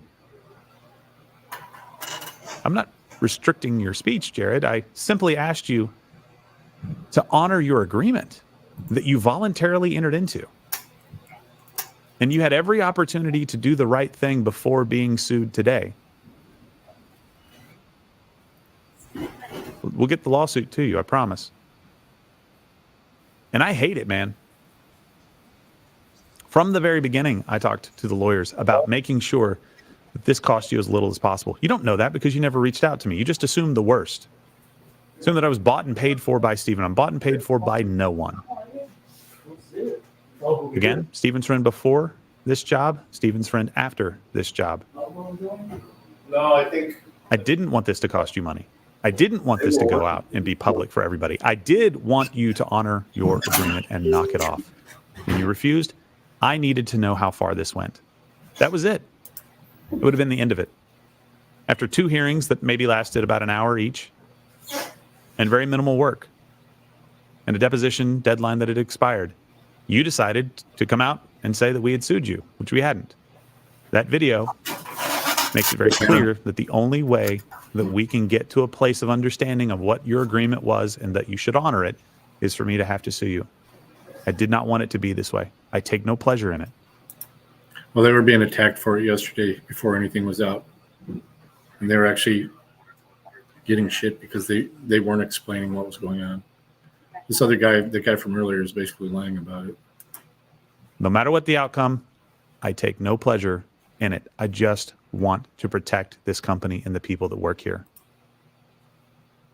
One thing you also need to know, guys, Hillary is behind this entire plan to assimilate the damaging PR assets and wage a negative publicity campaign against Stephen. I'll say it again. That is the plan. And maybe it's because she's taking bad advice. I don't know. All I know is that the actions have been consistent in rejecting very generous offers More money than Steven's ever made in his entire life has been offered. No. More. Every time. Every single time. I want to just reiterate all of these lawsuits, all of it. I hate it. I hate every single second of it. It does not give me pleasure. I've said it hopefully enough times for you to understand that I don't like doing this. But if it comes down to defending the company and the employees who pour so much of their lives into it, or staying silent while people repeatedly attack us and violate their agreements with us, then you better believe that I am going to fight like hell to defend this company and to defend our ability to communicate with you and to defend Stephen, as imperfect as he is. We are all imperfect. Didn't have to be this way. There's still time to do the right thing. But I guarantee you what's going to happen again. They're going to attack me and not talk about the facts. They're going to continue to try and wage this campaign against Stephen. Jared, you left in August of 2018. We said nothing about you. Move on with your life, man. What in the world are you doing? I don't want this line to keep going, but this lawsuit is the only way I feel like we can get any kind of understanding. I'm sorry that it had to happen this way, but it wasn't something that I chose. And look, I'm sorry for all of you who have to hear this drama. We're not pleased in any way to be a part of drama. Sometimes it happens and we have to defend ourselves, and we don't shy away from that, even though it's drama. Nobody likes it when conservatives are fighting one another. Nobody likes it when people are attacking, and it's just like a terrible episode of network TV. I hate it too. We want to get back to doing the content that you like, and we will. I appreciate a lot of you standing up and saying, hey, I know these guys. There's got to be more to the story. I hope today you found out there is a lot more to this story. A whole lot more. There's been a campaign going on for the last year and a half plus, where Hillary has been roping people in, people that she hadn't talked to in years and hadn't even really been friends with, to try and damage Steven Crowder and get more than a court would allow. It's time for that to stop. Today has to be the day that that starts to change. We'll see you guys tomorrow. We'll be doing the show.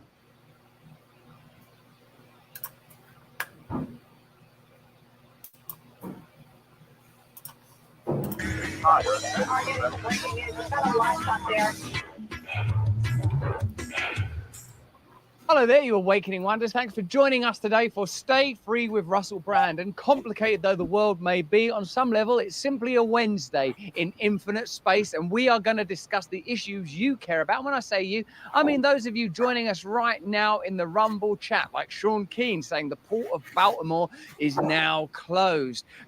Many of you are contemplating, considering and reflecting on recent events, looking at that moment where the ship struck the bridge in Baltimore and questioning, is it a cyber attack or is it precisely as it's explained? And are we even allowed to discuss such matters? I put the same thing to you, you Awakened Wonders, over there on locals like MCMT and Sir Smiles a lot and Tolson and Rational Anarchy.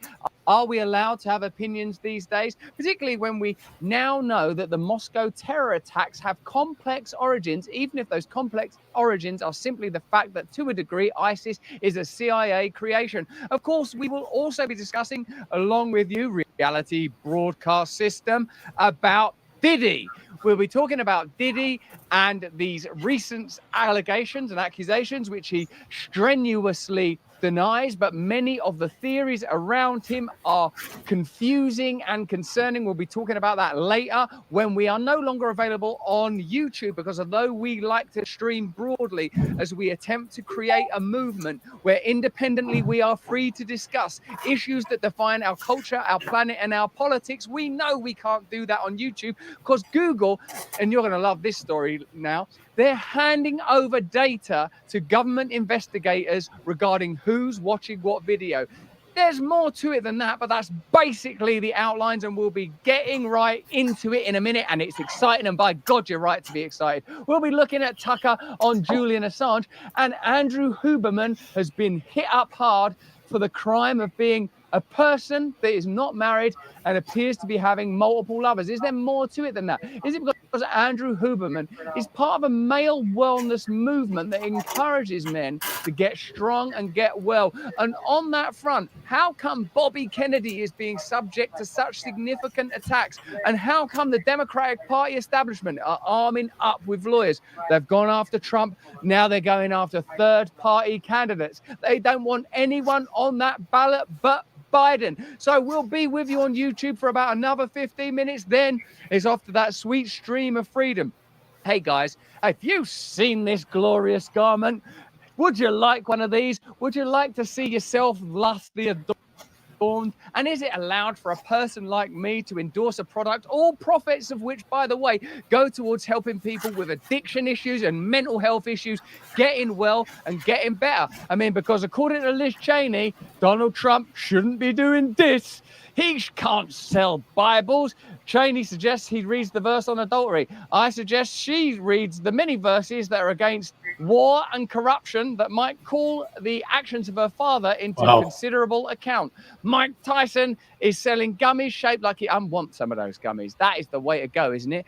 Are they like cannabis gummies that are shaped like ears, even with the I mean, that's a good mold. They've done a bloody good job there. Tucker is talking about Julian Assange.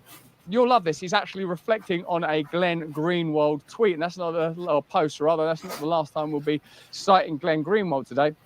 The fact that any of this is even in question is shocking. Biden is actually considering the death penalty for journalism. Yes, he is. Where are all the liberals at CNN, NBC News, and the Washington Post? Totally shameful. Our country is similar. Where are the voices for free press, for free speech, for the right to criticize and expose corruption? Sadly, no longer with us. UK court hands Assange a partial victory is how Greenwald's describing it in the Biden DOJ's attempt to extradite him.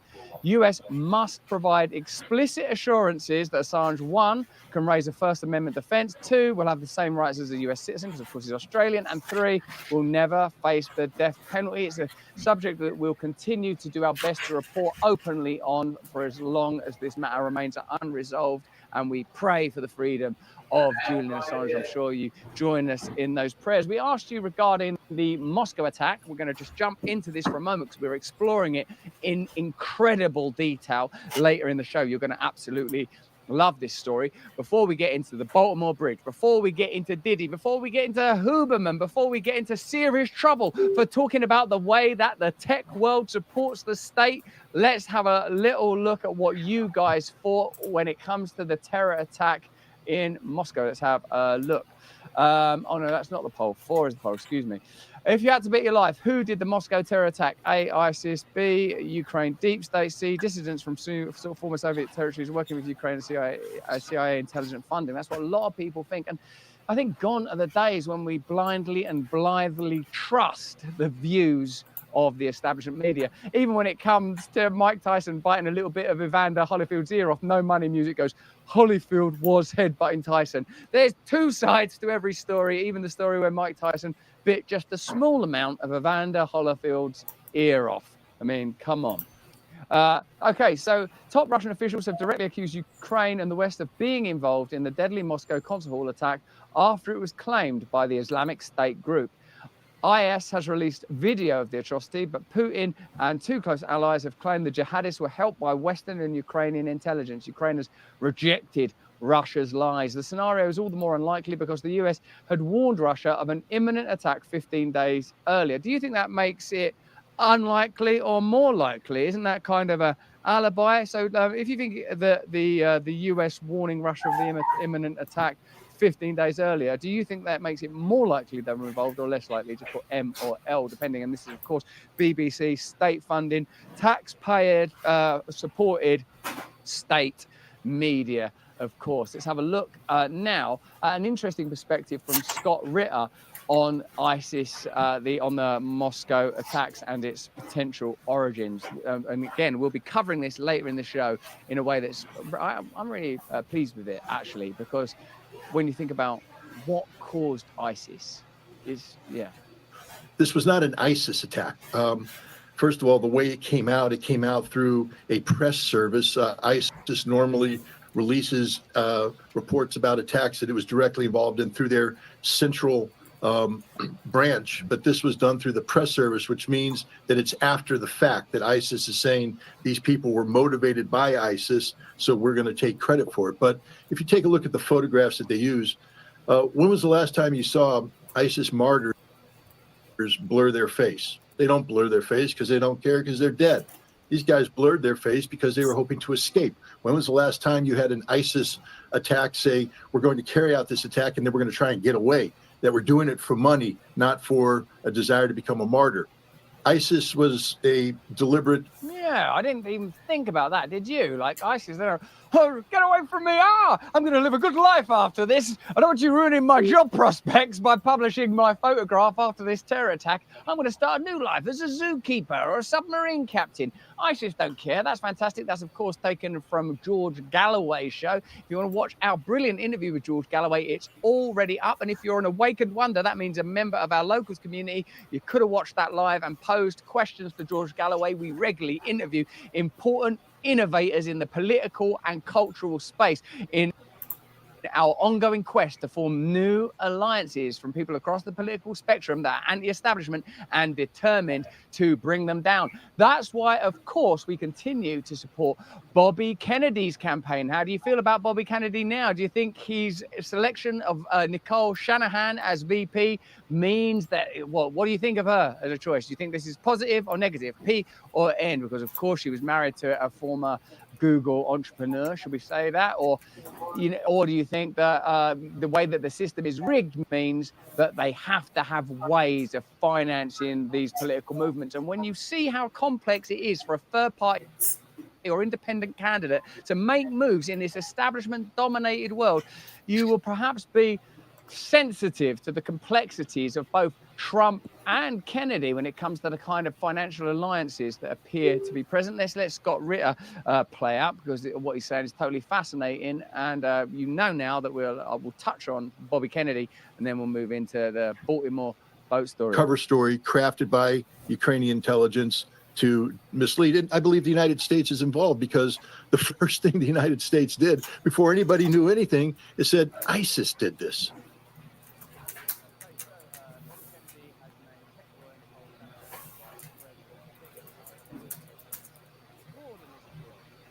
What do you lot think in the chat? Let me know, guys. I'll be interested to hear. Now, when that boat struck the Baltimore Bridge, most of us immediately assumed, oh, well, this is just a driver error. But of course, the world being as it is these days, so continually fraught with doubt. Is the sound okay, guys? Let me know. Negligent Banana. What are you doing over there, Negligent Banana? You're in the wrong chat.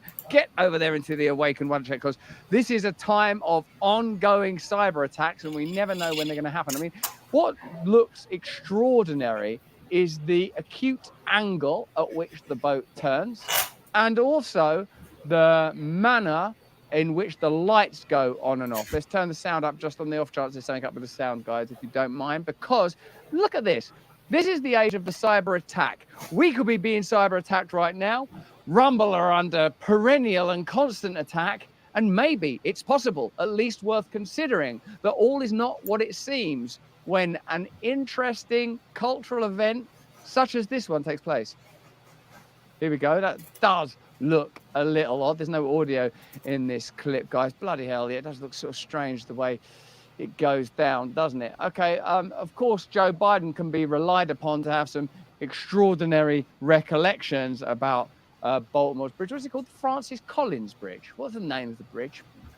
At about 1:30, container ship struck the Francis Scott Hillary's Bridge. soon to be ex-wife. Over many, many times. Francis Scott, thank you. He's been over it many, many times. Just a few reflections on your many trips across the Francis Collins Bridge, would you? Commuting from the state of Delaware, either on train or by car.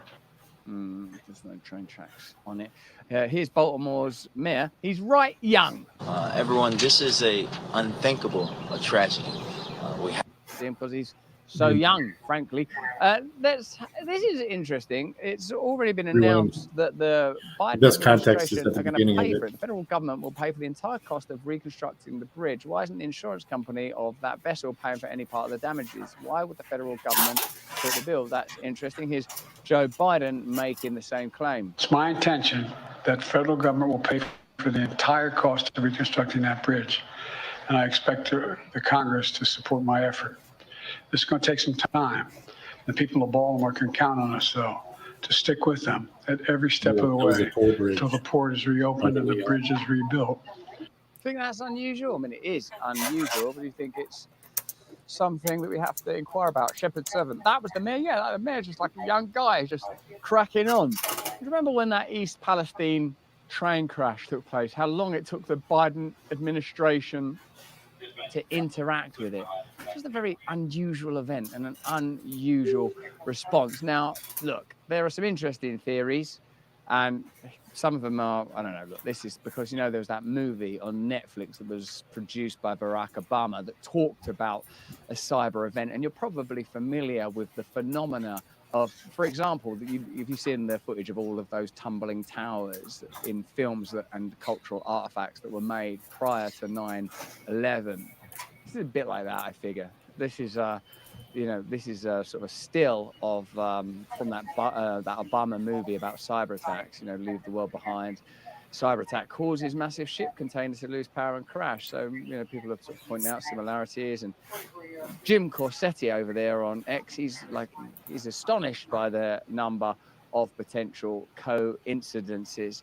What's clearly not a coincidence is watching us on YouTube. We'll be there for a little while longer, but our conversations about Diddy, our conversations about the legacy media's control of independent politics and independent media figures, and significantly our reporting on the Moscow terror attack, ISIS, the deep state, Ukrainian deep state forces, that will be on after we leave. So get ready to click the link in the description and join us on Rumble for a lot more independent, open-minded, open-hearted reporting. Let's have a look at what identify who watched certain YouTube videos. And this ongoing manipulation of information continues to me to be a source of fascination. Let's have a look. You missed them all. As long as I go over them with you. We've got a step further in the extreme efforts they are making to surveil people's activities online, including on Google's vast platforms. The latest is that the tech giants get orders to identify all people who happen to be watching certain videos or live streams on YouTube. What's the right After directly live streams. What? That's us. That's us right now. Right. Change your email. Put a hat on. Take the tinfoil hat right off of your head and put a cap. Get off YouTube. They're spying on you. I knew it. I knew it. In the holy name of Jesus, click the link in the description. Come off YouTube. Right, we can't stay for another second. You're not safe. Put the countdown on. We got so much more to tell you about. We've got, like, if you become an Awakened Wonder now, the exclusive video this week, chemtrails, and it's brilliant. The exclusive video next week, MK Ultra, and what it tells us about how the establishment regard us. You know what they see us as? They regard us as malleable fools, and they want to control our consciousness, and they're spying on us right now. Click the link in the description. Join us on Rumble. We ain't spying on you. We believe in you, baby. You need pink beanies? We got pink beanies. Check these things out. Well, we'll click the link in the description. Get over here, you. We've got some great stories coming up. Tomorrow, right? Oh, I got myself all worked up there. Let's go back to that Google story. Tomorrow, you got some great guests coming up later in the week. We've got Neil Oliver, my friend. Do you watch Neil Oliver? What a fantastic reporter and voice he is. So, the latest is the tech giants get orders to, we have lots of people that use hashtag, to identify all people who happen to be watching certain videos or live streams on YouTube. After a while, you may be able to open up a second ago. Thank God you're here. Let's wrap you in one of them aluminium foil blankets that marathon runners get and keep you safe in this sweet stream of freedom. After directly censoring creators and channels, giving geolocation data of its users, to the authorities in response to controversial geofencing warrants. Didn't even know about that. This is a new, can you tell me what geofencing warrants are, guys? Let me know what that is in the chat. This is a new example of how Google can be used and abused in dragnet-style investigations. That's not to mention the reporting of Robert Epstein, who tells us how they are continuing to create news feeds that control. Like I said, if you have any questions, you can text me. I get the text. Of the two. I'm at that number even on my cell phone. So Unmasking even if I'm not here everyone in who the watched a office, particular video is similar to geofencing in that it makes everyone a suspect, and this, a number of experts and rights groups believe, is unconstitutional. Unconstitutional, i.e., in violation of the Fourth Amendment that protects from unreasonable searches. Forbes writes that it has had access to several orders that name certain YouTube videos, citing one unsealed case originating in Kentucky and having to do with people viewing content. It's 3:30. I'm gonna be there about at least 3:15 your of first money day. laundering for selling Bitcoin for cash. The nerve, the absolute nerve. Let's have a look. I think we've got a little more on this story. Undercover agents had contacted the user, sending links to drone mapping and AR tutorials to Google, asking to be told who watched the videos. The videos had more than 30,000 views, and a court ordered that any user who did between January the 1st and 8th, 2003 must be thoroughly unmasked. This is unprecedented, isn't it? That you can be unmasked for watching some content. This is enormous overreach. The order wanted names, addresses, phone numbers, and account activity of each Google user, and IP addresses of everyone who watched the videos without an account. That's 30,000 people. That's a considerable dragnet. People that just went, oh, I'm interested in Bitcoin. Well, if you didn't want to be spied on by the government, you shouldn't be interested in Bitcoin. If you've done nothing wrong, you've got nothing to hide. It's fair to expect that law enforcement won't have access to that sensitive personal information without probable cause, commented Electronic Privacy Information John Davison. 21 this order people turns that assumption on its head. When the police asked for the order to be issued, they stated there is reason to believe that these records would be relevant and material to an ongoing criminal investigation. Well, yeah, I'm glad, according to your crazy perspective, as long as you see it that way. This is an interesting perspective from Greenwald on misinformation and how that term is being used, rather like this piece of, well, it's not even legislation really, is it? It's a request to just spy in a very broad and seemingly unregulated way. Misinformation expert is a fake credential. Doesn't even exist as a credential. It was invented after 2016 to disguise political censorship as an act of neutral science. The idea that people like this can be floating arbiters of truth and falsity and their decrees should be binding is a laughable fraud. So, yeah, this is from a 60 Minutes piece that says like that Kate Starbird has the right to determine what is misinformation and malinformation. And let's just have a look at the last couple of years. The extraordinary migration from conspiracy theory to conspiracy fact. Carl Rhino in the Rumble chat. Yes, you are misinformation. You're misinformationing right now. Stop it. Let's have a look at this expert on misinformation on 60 Minutes. Kate Starbird says the social media platforms also often ignored the researchers' suggestions. The statistics I've seen are just for the Twitter platform, but my understanding is that they responded to about 30%. It says, Russell, you need a probiotic to help you with your burping. I'll tell you what I do need. I'll tell you what I will take. Bioptimizers. Magnesium Breakthrough. Now, this is an all-natural supplement from our partners, Bioptimizers. It helps you reduce fatigue and sleep more peacefully. I can lay in bed thinking about corruption, hypocrisy, that you can't trust a single news story. But because I've got so much gorgeous magnesium floating around in my blood, I'm good as gold. You know how I like to take it? You know Gary Oldman in the film Leon? You know, you go like that, he goes, and clicks his neck and stuff. Except Gary Oldman, he don't drink water. You know, I'm going to sleep well tonight. Even though I know we live in a crazy and corrupt world, because of Bioptimizer's magnesium, I'm going to sleep like a sweet, adorable baby. My baby actually don't sleep that well. He's up all the time bugging us. This strengthens your muscles. It improves your heart and brain function. If you want to feel more energized and get the best night's sleep you've had in your entire life, check out bioptimizers.com/brand. If you use our promo code, by the way, brand, you'll unlock all sorts of special offers. They'll know we'll send you. It will make us look good. Aaron James, 001, poop well, Russell. It's going to be a beauty. I will not post it, because then Google will have even more information about what we're up to over here. And I'm not going to give them that kind of inside data. So 2 things to remember, bioptimizers.com/brand and use the promo code brand because it is worth it. Let's see if I can get to the end of the show without any more burping. Tell us what you want us to cover over the rest of the show in the in the chat, guys. Do you want to see the Diddy story? Do you want to see some stuff on third-party candidates and how they're crushing third-party candidates and censoring them? It's really good stuff. Do you want to see Gutfeld talking about RFK? It's pretty fantastic. Do you want to see Al Gore lying through his beautiful pearly white gnashers about climate change as usual? Should we do? I think we should do the hero vid, guys. Can't we? It's got an ending on it. But would it matter too much, really? Like, I mean, like, so I can have a little bit of a break because, you know, I wouldn't mind a little moment.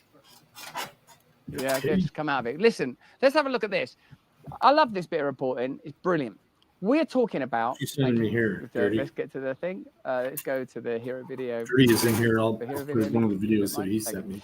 So, listen, what I like about this story is it shows you how complicated the world's become. The US have sent condolences to Russia around this terror attack, while simultaneously sending cluster bombs to Ukraine, which are, if Russians use them, considered to be an act of war criminality.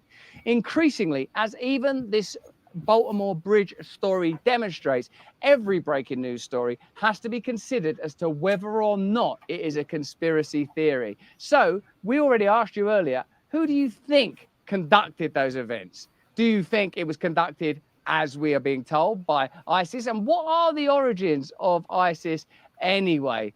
Is it possible that however you look at this, the CIA and Ukrainian deep state forces are involved? Here's the news. No. Here's the effing news. Yay! We're back! We're back. What do you think of my outfit? Russell's jacket looks a bit like a tin pot dictator. Only the beanie spoils the image. How dare you? You like hurting people? Do you? Do you like hurting people? Do you like it? Do you like it? Ashton Twitch. The US government always plays both sides. That's day one corruption, excuse me. Dixie Shank. Ooh, the big bad Putin monster gonna get us. And then Kyriasian. It's all sleight of hand so people in the USA can make money off arms. Banana for sale! Banana for sale! Oh, cooler. CIA tentacles are everywhere. Now, remember when Al Gore was making all those films? I think they were called things like An Inconvenient Roof. Stuff like that. We all trusted him. We were so sweet, naive, and adorable. Kirk Theo, do the voice. What voice? Which voice do you want me to do? Awaken Wonders. Your community is thriving. You are thriving over there. No wonder when you get an exclusive video every single week, when you get 1 month, you look like Big Bird. Don't criticize me. Don't you criticize me. I think I look all right. I think I look good. Mellow yellow, says Trish McLeod. You get 1 month free using the code God is Great. You get a brilliant video on long COVID. You get a great video on chemtrails. You get to join us for upcoming guests like Alex Berenson and Neil Oliver. You could have joined us live for those conversations. You get 25% off of this. I mean, you can have that anyway. You get 25% off this if you want to buy it. I like it. I think it might be my favorite thing. Now, Jimmy Dore, friend of the show, loyal, strong man, a man who came straight on our show when I was in the middle of what you might call a media storm, a media takedown, a coordinated attempt to destroy our community that will not be allowed to work. Jimmy Dore posted this about Al Gore. Tell me, put D in the chat if you're Dore, put G in the chat if you're Gore. Man, Bear Pig is really scary, says Noel Prost. I loved Man, Bear Pig. What an episode. What geniuses they are.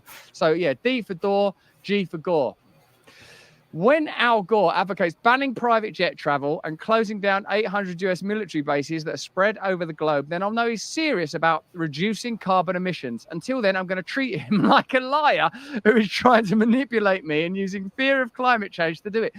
These are good points. Wide Awake Media says the temperatures will stop going up right away if we reach net zero. If we don't take action, there could be as many as 1 billion climate refugees crossing international borders for the next several decades. So do you think that even migration is being used now in a manipulative way? Do you think so? Well, they used any subject. Do you remember they used to say that there was good migration? I thought, I'm picking up good migrations. She giving me good migration. Let's have a look at Al Gore on CNN with Jake Tapper, not really giving him much in the way of inquiry. It's more like verbal fellatio.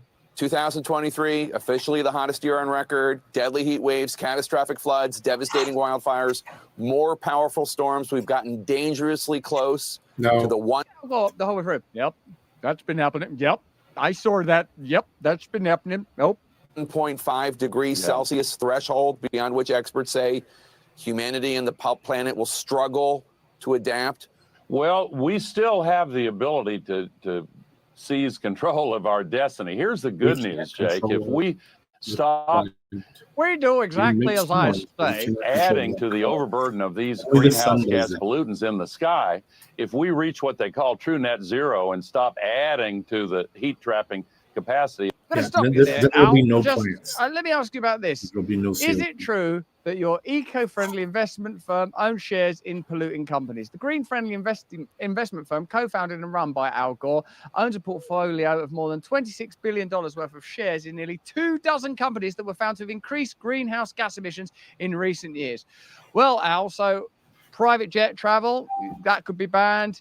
Military bases around the world. Why? Because what's the significance of the military? Who's the world's biggest polluters? The Pentagon is the world's biggest single greenhouse gas emitter. That's astonishing, isn't it?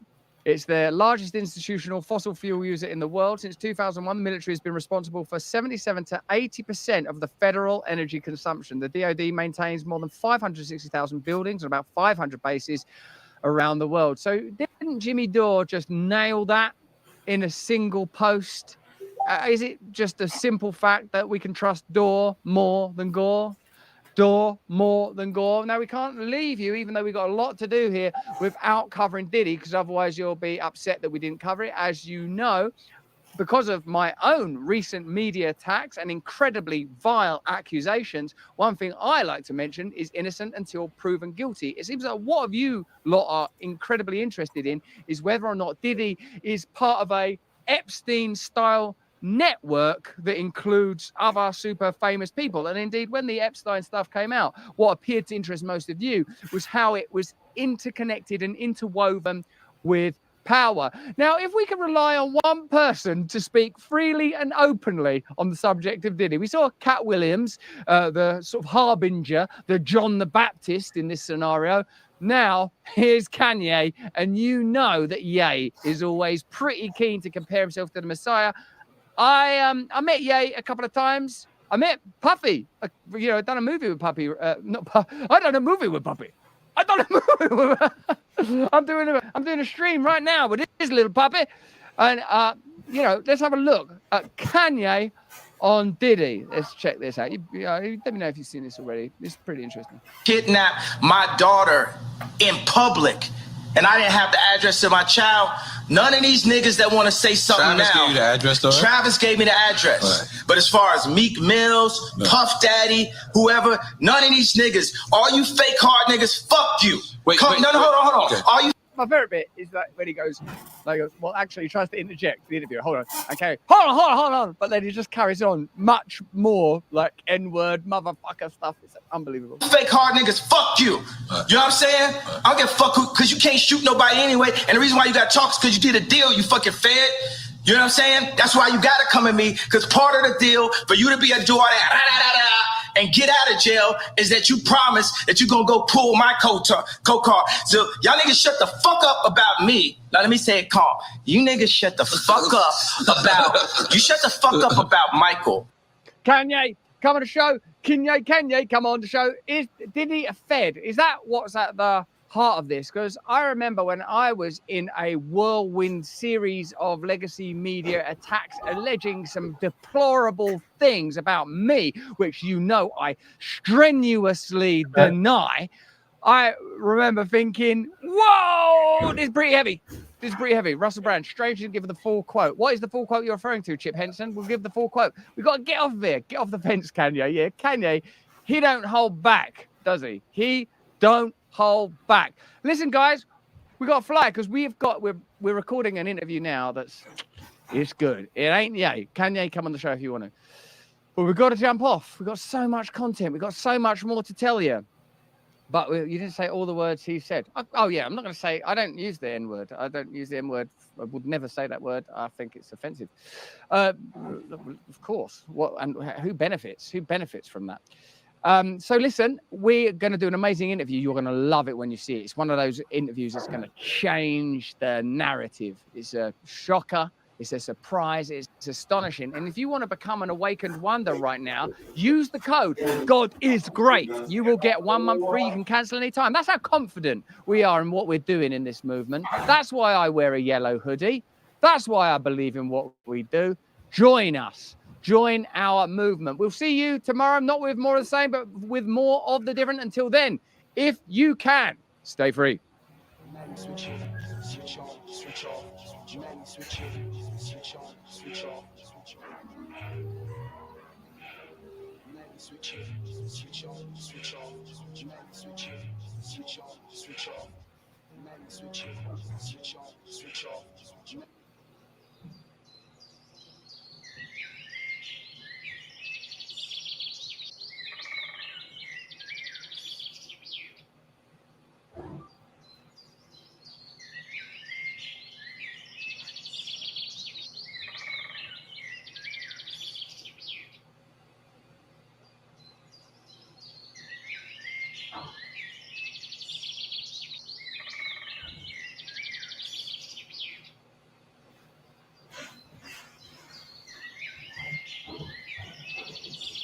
Okay. All right. So Dirty's not here, but we're gonna play it for him anyway. Some commie shit we wanted to see. During the Russian Civil War, it was not only reds versus whites, communists versus anti-communists. There were other factions as well. Think of the nationalist factions or the Allied Intervention Force and the anarchists, also known as the Blacks. They were led by Nestor Makhno. In this video, I'm going to talk about this person and his anarchist ideas. Keep watching. Good to have you back on the channel. If you're new, I'm Stefan. Where's Dirty? Let me send my message real quick. Dutch history teacher. I'm hustling history for you. And if you find it interesting, well, consider subscribing and also hit the notification bell. If you want to support me additionally, you can go to my Patreon and PayPal page. In history, you have fascinating persons.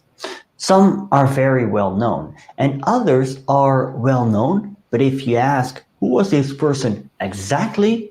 People often can come up with just one word. Anarchism. And in this case, I'm talking about Nestor Makhno. Who was he and where did he stand for? Nestor Makhno was born on the 27th of October 1888 in Guliapolye, then a Ekaterinoslav province of the Russian Empire. Makhno was the fifth son of two parents who had been serfs until abolished serfdom in 1861. His father remained at work at his former master. When Makhno was 11, his father died, and from that point on, Nestor Makhno's childhood was marked by poverty. He completed elementary school and started working as a stable boy. In 1902, he was 13 years old, and he witnessed how another stable boy was beaten severely by the children of his landlord. He ran to the head stable boy, whose name was Ivan Batko, and Ivan Batko chased his children away. Later, the landlord apologized for the behavior of his sons. Batko then turned to Nestor and spoke the following words. No one here should countenance the disgrace of being beaten. And as for you, little Nestor, if one of your masters should ever strike you, pick up the first pitchfork you lay hands on and let him have it. This left a mark on Makhno's soul. He later quit his job as a stable boy to work on the land of his mother, since his older brothers got married and moved elsewhere. The 1905 Russian Revolution left an impact on Nestor Makhno. His first political affiliation were Social Democrats. Later, he joined local anarchists who advocated libertarian communism. After the failed 1905 revolution, Tsarist control was everywhere and a detachment of Don Cossacks were stationed at Guliepolye. Despite the strict control, the group of 10 to 15 people met on a regular basis to study the teachings of Proudhon, Stirner, Bakunin, and Kropotkin. Makhno recalled these meetings as follows. For me, such nights, we most often would gather to meet by night, were filled with light and joy. We peasants, with our meager learning, would assemble in winter at the home of one of us, in the summer in the fields, near a pond, on the green grass, or from time to time in broad daylight, like young folks out for a stroll. We would meet to debate the issues that move us. Between 1906 and 1908, the group carried out several robberies. Wealthy businessmen and landowners were targeted. For this, Makhno spent 10 months in prison, but he would see more prison time. Mid-1911, he was dispatched to Moscow's central prison, the ill-famed Butyrki, which housed 3,000 prisoners at the time, a great deal of them political prisoners. There, Makhno familiarized himself with the teachings of the socialist revolutionaries. He also met Peter Ashinov, who was sentenced for 20 years in prison, and helped him shaping his ideas on anarchism. When World War I broke out in 1914, there was a split among the inmates, patriots versus internationalists. Makhno belonged to the latter category. Then, after the February Revolution, Makhno was released from prison, and the now 27-year-old Nestor Makhno, after several years, returned to his hometown of Guliepolye. He rejoined the local libertarian communist group. To them, he spelled out his analysis of the situation. Without waiting for the libertarian movement nationwide to recover its strength and start to organize itself, anarchists ought to be in the vanguard of mass revolutionary action. His activism clashed with the opposition from certain traditional anarchist militants who were calling for a propaganda drive to target the workers and designed solely to familiarize them with libertarian ideas. You can see some similarities with Vladimir Lenin, who also advocated that a vanguard should carry out the revolution. However, there were big differences, and we get to that later. Makhno was elected as chairman. He advocated that the estates of landowners had to be handed to peasant communes without payment or compensation. The Social Democrats and cadets were against this and wanted a buyback policy. Only several huge estates were collectivized. Some farming communes made up of landless families and small like-minded groups settled in. Each commune numbered about 200 individuals. In the whole region, many communes came into existence. From far and wide, persons traveled to the now called Guliepolye Soviet to consult Makhno. Also, Makhno's followers disarmed the local police and set up their own militia. By now, his followers counted in the tens of thousands. Then came the October Revolution. The Bolsheviks seized power and the left SRs joined them. An anti-Bolshevik movement known as the Whites began to take shape, and then also Ukrainian nationalists claimed an independent Ukraine. When the Bolshevik coup occurred, an 80,000-strong demonstration was held in Ekaterinoslav, now Dnipro, Ukraine, where the anarchists walked with black flags. The problem for the anarchists was that their intelligentsia was not in the region. Most of these were living in exile and then released after the February Revolution and settled in the big cities, Moscow and Petrograd. And there, they basically lived under the spell of the Bolsheviks and could not exercise any influence. A big difference between the Bolsheviks and the anarchists was that the Bolsheviks, they wanted to centralize control. The anarchists did not. Here you see some criticism directed at Lenin from the anarchists from several years later. You are in power in Russia, but what has changed? The factories and the land are still not in the toilers' hands, but in that of the boss state. Wage slavery, the fundamental evil of the bourgeois order, is still in existence. As a result, hunger, cold, and unemployment are inevitable. On account of the need to put up with everything for the sake of a better future and to defend that which is already won, a huge bureaucratic machine has been set up. The right to strike abolished, and freedoms of speech, assembly, and the press have been stamped out. The area of the anarchists was named the Free Territory, also known as Magnovshchina. The Magnovshchina has denied all statism and inspired to the building of a free society on the basis of social independence, solidarity, and self-direction of the toilers. The Nabat, a Kharkiv-based confederation of anarchist organizations, aligned itself with the Makhnovists. And therefore, the Makhnovists, they became a strong movement to oppose their enemies.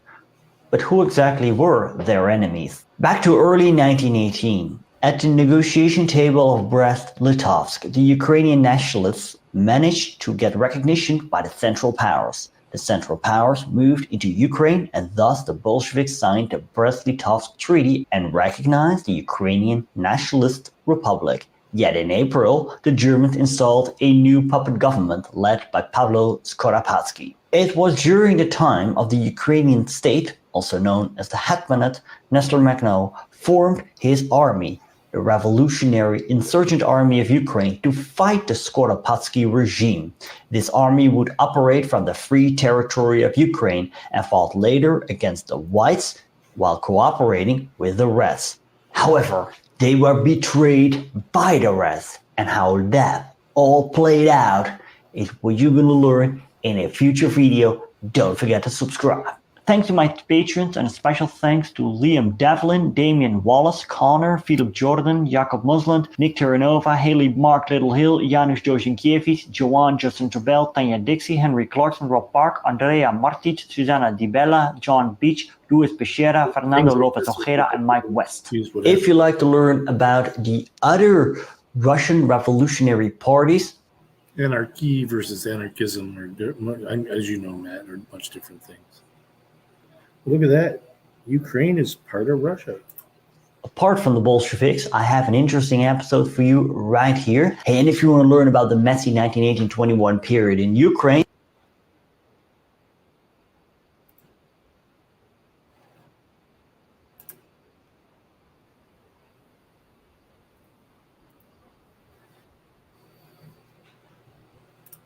but what if he wants to sit? All right, I'm not answering these questions. Yeah. Recently saw a video he made and I was shocked. He's in his 80s now, still kicking Sorry, we're butt, not working giving you out, free and ad, staying dude. active. What's even James. more shocking is that he's stronger, can work out. Doesn't it? Told to try to bully and force people to sign in, Worked well at Nuremberg. knowing that they don't have to. You intend to do so because you were told to do so. No, You're not going to do that?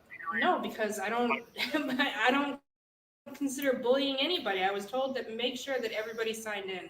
So I was making sure everybody signed in. I saw you walk past all 3 tables that were check-in, because this is how town meeting works. You have to be a resident in order to make a vote at town meeting. So we're not. It was told to me in the past that we weren't supposed to. Everyone was supposed to sign in, and all the visitors sit up front, so that the visitors to town are not making the choices for the town residents. Okay. That they do not have a voting voice in town meeting. Unless they can provide some other information that they have since changed the law, then I will comply with the law, whatever the Show support for him.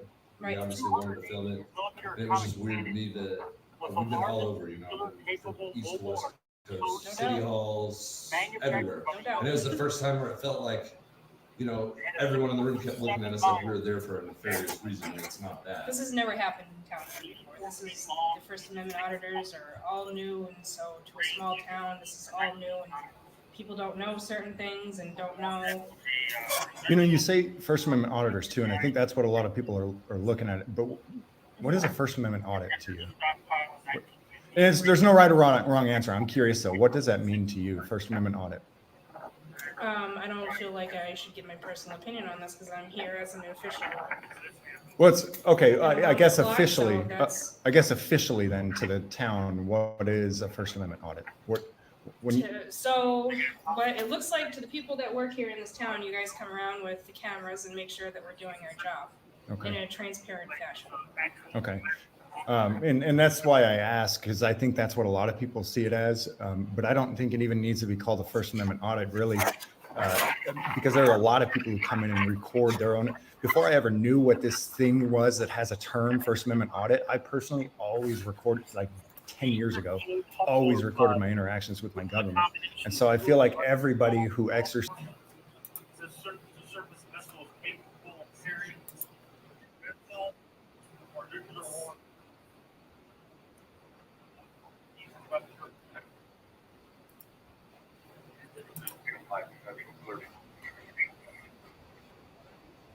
Great. She's wonderful. She's a fantastic, shining example of justice.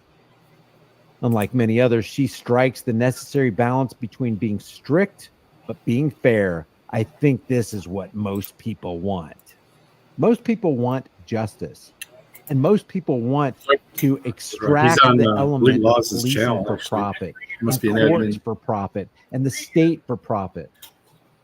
We need to be benefiting from our trustees, and we ain't. So just as a reminder, there will be, and let me just show you this. Let's go to YouTube. Overturn the termination. Delete laws. I got a lot more to say here, but I'm going to save it for the next video here. This video right here is going to be going live in 42 minutes. And in 15 minutes into the video, we should be getting a call from Chili from jail so he can give us the up-to-the-moment update on what's actually going on with his lawyer and the appeals process and everything. I really appreciate everybody contributing to the activist fund and to Chili's fund right here. We've already raised over $30,000 in the last, I don't know how many days it's been now. So you got 18 here and you got 12 here. That's 30. Again, all this stuff is accounted for and all the receipts will be presented by Chili. So all you detractors out there, all you ad hominem launchers, go pound sand, will you? Or get on the Freedom Vessel, the Freedom Ship. That's what I'd rather have. I'd rather us all be arm in arm fighting against the tyrants together. Here, and just before I leave, here is Flex's PayPal. Again, I'm gonna put it in the chat. Oh, wait, that's the office number. Let me see if I can get this back. Oops. Yeah, let me drop Flex's link again so we can help him out. And if you think about it, let him know that Delete Laws sent you. We can get a conversation going. He should be out in 7 or 8 days, hopefully, and we can do a live stream with him. I was also in contact with Hendry, and hopefully we'll be doing a live stream soon with Hendry. If not tonight, definitely tomorrow. I got kind of a jam-packed schedule today. Yeah, we don't stop. Free Chili. Thank you, guys. I will see you in about 40 minutes on the live stream right here on the Delete Laws channel. Remember, the price of freedom is eternal vigilance. And indifference to this notion is the means by which the people have and will secure their own oppression. Stop securing your own oppression and let's start today. And let's just all be humble and learn from each other. I'll see you guys in the next live stream in 39 minutes. Not sure I understand your question.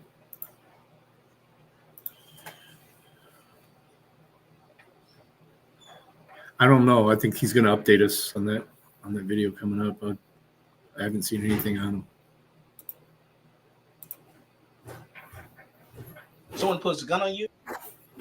So I was in Boston for about a week, which is a place that has a very rich history of defiance against tyranny, and especially against the enforcers of tyranny. But Sam was known as kind of a rabble rouser back in the day. He was one of the most prominent members of the Sons of Liberty back in the 1760s. He was responsible for planning a lot of protests and sometimes what we call riots against British authority, and was known for getting people riled up with his speeches and such. we now know these people as the founding fathers of the United States of America. These are people that they risked everything, including their lives, their fortunes, and even their slaves, to fight for something that they believed in. So I was in Boston for about a week, which is a place that has a very rich history of. They risked their slaves.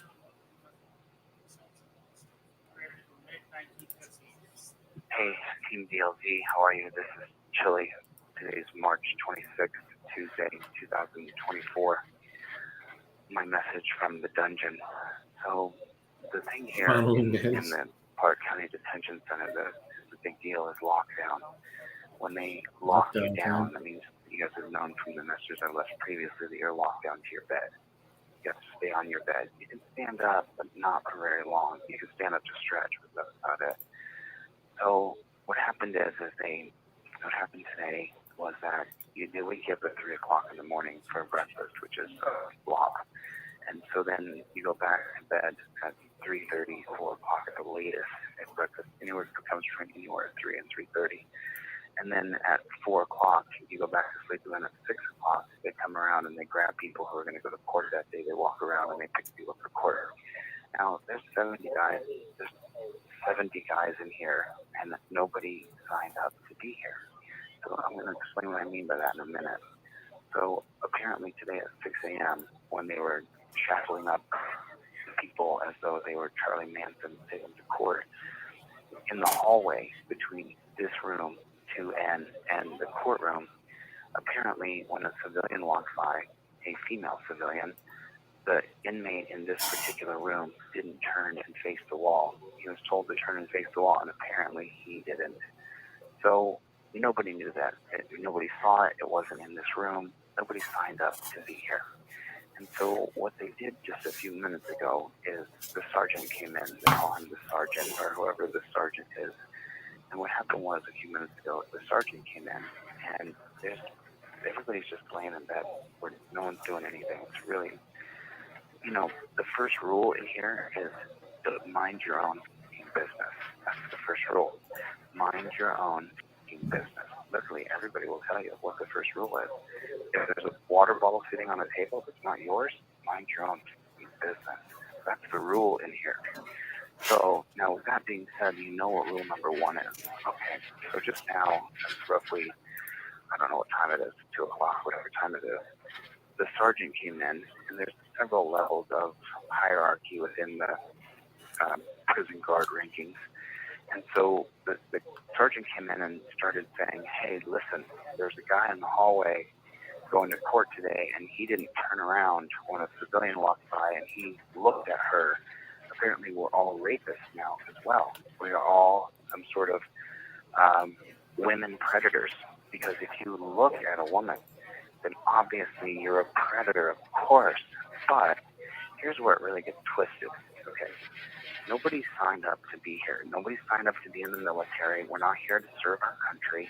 We are all individuals, and the first rule is mind your own business. So the sergeant just came in here. It's just 1:30 right now, and he comes in and he goes, that guy did not turn and face the wall. When you are going to court and you're in the hallway and a civilian walks by, especially a woman, you will turn and face the wall. And I want you to understand something. I'm here Saturday, Sunday, Monday, and every other Wednesday, and we are the crew that you don't want to mess with. So let me just tell you guys this right now. If I have to come back into this particular barrack again, and any one person, I doubt he is. I follow think the he's rules, I'm going to destroy this place. Meaning, a good you're gonna grifter. go to your bunk, tear your I bunk think he's apart, actually really good at go it. through all your books, take anything you have as far as commissary, like Kool-Aid or noodles or I don't see him being a beans pred with though. no chili with no beans, whatever they may do, and they're just going to toss it all over the place. Because you have a little bit of organizational structure, but he says, I'm going to come in here and I'm going to toss this place. Do you guys understand that? If one person in this barrack gets out of line, I'm going to come in here with the whole crew and we're going to destroy this place. Literally, those are his words. So now, in the military, that would work. That would work. Because we all signed up to be there. Everybody in the barrack, we all signed up to serve our country. Of course, it makes perfect sense in the military system where we all signed up to serve our country. In a jail system where the first rule is mind your own Yes, she would. business, it doesn't work. I cannot tell the man next to me I think what to do. Al has that on Tell one of his him what to channels. do. I cannot ask him what he's doing. I cannot ask him why he's here. I cannot ask him anything. We are completely individuals here. And you are not allowed to mind somebody else. Pretty sure it's his. Every day, a guy sticks a bottle of water in the sink. He puts his packet of Kool-Aid in the water and turns the cold water over the top of the bottle. It sits there with the cold water running over it. You can hear it. You can hear the sound running from the sink. Now, if your bunk is anywhere near it, the sound of running water, you just go, why is water running? And you naturally would think, well, I'm in the desert in Las Vegas. That's fresh water. I'm going to go over there and turn that water off. No, you're not, because the first rule in the dungeon is mind your own fucking business. So now, if any one of these people get out of line, the sergeant came in. Maybe it's his the Smith Watch NRS transparency Nevada channel. Revised Statute, NRS, Nevada Revised Statute. It says that you guys only get 1 hour of free time a day. Now, currently, we're scheduled for 9 hours of free time a day. We don't get 9 hours of free time, by the way. It means you can walk over to the table, the cafeteria table, sit down and watch TV. You can take a shower. You can go to the bathroom. You can get on the commissary, or you can get on He the takes phone. him down too. But that's what free time exists as. You can't just meander around and talk to other people. You can't just go over to someone else's bunk and go, hey man, why are you here? What's going on? You can't have a conversation at anybody's bunk. You can't sit and talk to anybody. You have to be sitting at the cafeteria table, in the bathroom, on the commissary screen, or on the phone. Other than that, you are in your bunk. So the sergeant let us all know that you only get, according to Nevada Revised Statute, 1 hour of free time a day. Now, maybe that's something that should change. Maybe human beings are I think. not. Oh no, this is Lewis and Clark. The human County, being is the most social animal in Oh, the world. maybe it is. More social Yeah. than squirrels, more social than bears, more social Oh, than I bet you. more I think he social would. than birds. The most We invite him when he gets out. social animal on earth is the human being. And so the idea that you would be locked down in a bunk and you're not allowed to talk to anybody else for 23 hours a day is the definition of cruel and unusual punishment. You should not be locked down anywhere for 23 hours a day. Yesterday, a guy started to, after we've been locked down, yesterday was like 20 hours of lockdown. And this guy, I heard him over by his bunk saying he just couldn't wait to get out of here and get high. And he was snapping. And we've been locked out for days, as you guys know, because I have very little phone time. And he came over to me when we did get some free time, and I said, what's going on with you, man? He said, well, I'm insane. And I said, no, you're not. He said, no, I really am insane. I said, no, you're not. I said, I've been in this room with you for 5 days. And for 5 days, you've been able to sit on your bunk for a minimum of 18 hours a day. Minimum. That's not including all the extra lockdowns we got. So more like 20, 22 hours a day on some days we were locked down to our bed.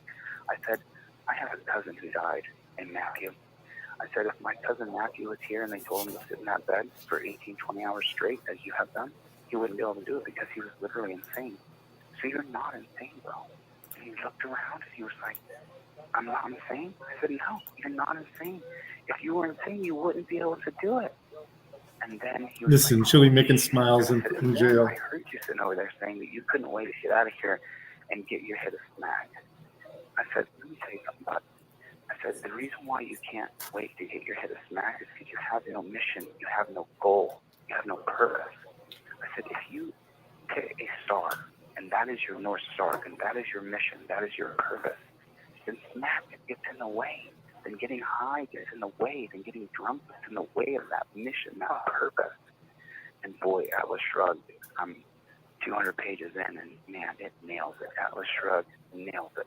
It's everything I've already known confirmed to me.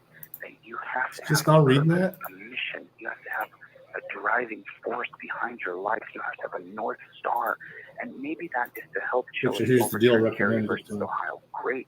When you wake up in the morning, you say, how can I help the leader help him overturn Terry versus Ohio. And maybe that's your mission, and that's okay.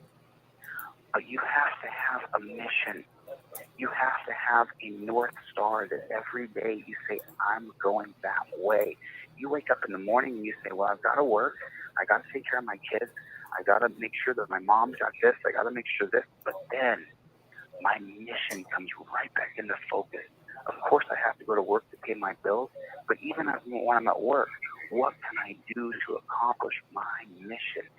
Well, a man without purpose is the most dangerous man in the world, because you're the person who kills the man going into 7-Eleven, who had a purpose, who had a mission. And maybe your purpose is to be the best father in the world you can be to your children. And maybe your mission is to make sure that you live long enough to take care of your mother and father. I don't care what it is. But if you don't have a purpose, if you don't have a North Star, you're going to wake up and say, how do I get a hit of snack so I can just feel better for today? And that's the person that you will be. That's the person you'll always be, because you did not pick a purpose. I wake up every single Midwest day has a new and I video think to on my myself, how can I get more people to join me in overturning Terry versus Ohio?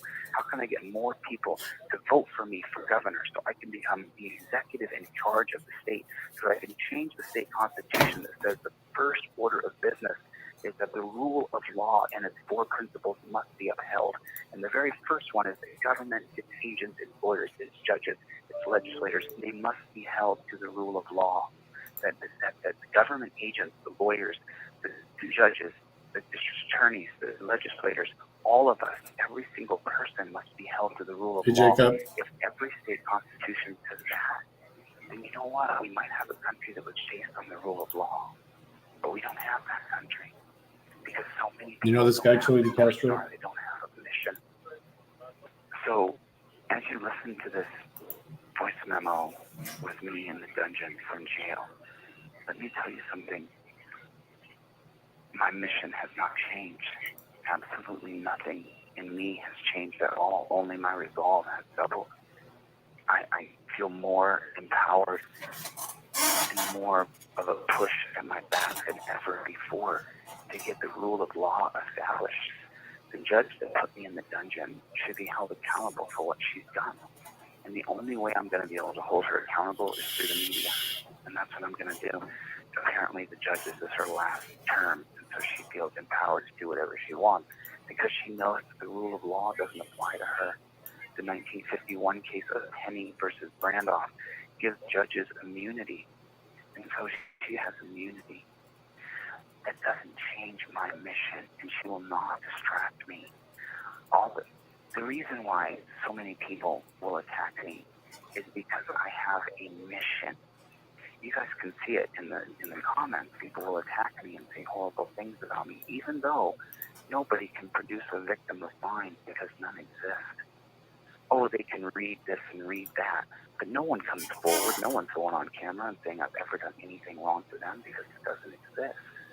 And no matter what, even all that minutia, you have to have your North Star, as I have mine.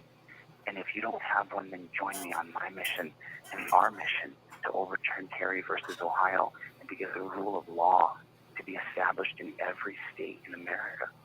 If we had the rule of law, then judges wouldn't be able to just randomly put people in jail because they don't like them. She would be held up to a standard of the rule of law. Here's someone with no legitimate criminal record that you're going to put in this dungeon. Now, there's things moving on that, and I want to just finish this and then I'll come back to it. You can have more than one mission. You can have the mission to be the best father or the best mother in the world to your children, and then your secondary mission is to have the best car wax business. Yeah, that's a pretty all good of saying. Illinois. I don't care what it is, but then when you have that mission, every time something pulls you and someone says, hey, You missed your wanna video go earlier, Dirty. rob this liquor store? Do you want to go get some snack, or do you want to go get high? All of a sudden you'll go, you know what? I would, but the thing is that I got a mission to contend to here. I have something I need to accomplish with my life. There's a bigger goal in me, because I'm going to die. I got less than 100 years on this planet. And then when I die, what did I do to make this place a better place? And if you're religious, or if you believe there's a afterlife, what did you do to earn it? Tell me the work you did. Tell me the sacrifice that you made. Instead of calling in that bottle tonight, did you Freaking Tommy. sacrifice that bottle and say, I'm going to pass that because I have a mission to accomplish? And even if you die in vain, don't you think that the ultimate creator, the universe, God, whatever you may want to call it, don't you think that it's watching and that it knows what you've done and knows that instead of you being attached to a mission to make the world a better place, you just crawled into a needle. You just crawled into a joint. You just crawled into a bottle and said, this makes me feel better. And then tomorrow you wake up in the morning and you think you're being the best father or mother or son or daughter, but you're not. You're not. Because you don't have that North Star guiding you. The North Star for me is the mission of overturning Terry versus Ohio and getting to an executive position in government so that I can make the rule of law accountable for all government. Social Democrat communist. That's my goal. That's my mission. That mission is going to take the rest of my life. And it'll take the rest of a lot of your lives as you help me. So many people have put money into my GoFundMe, and I just want to say thank you for supporting me. And I guarantee you, this won't happen again. It will not happen. Aren't they the same? I now understand the mistakes I made in court. I now understand you have to hire the top attorney you could possibly get. I know I made my mistakes, but at the same time, in the exact same breath, nothing has changed. Absolutely nothing. We are Team DLZ, and we don't stop. No matter how hard this is for me right now as a person, you still have The dirty quotes are all the time. you still know it's Terry versus Ohio that allows police to walk up to you and say, I'm suspicious of you, and shackle you up. And it might not be happening to you, but it's happening to millions of people every single day in this country. We still have a mission to get rid of torture cops. We still have a mission to get rid of the chair in the dungeon, to get rid of the turtle suit. We still have a mission to get transparency in every single courtroom in America, where you can record your own, at least your own audio of the courtroom, so you can type out your own transcripts, so you're not screwed.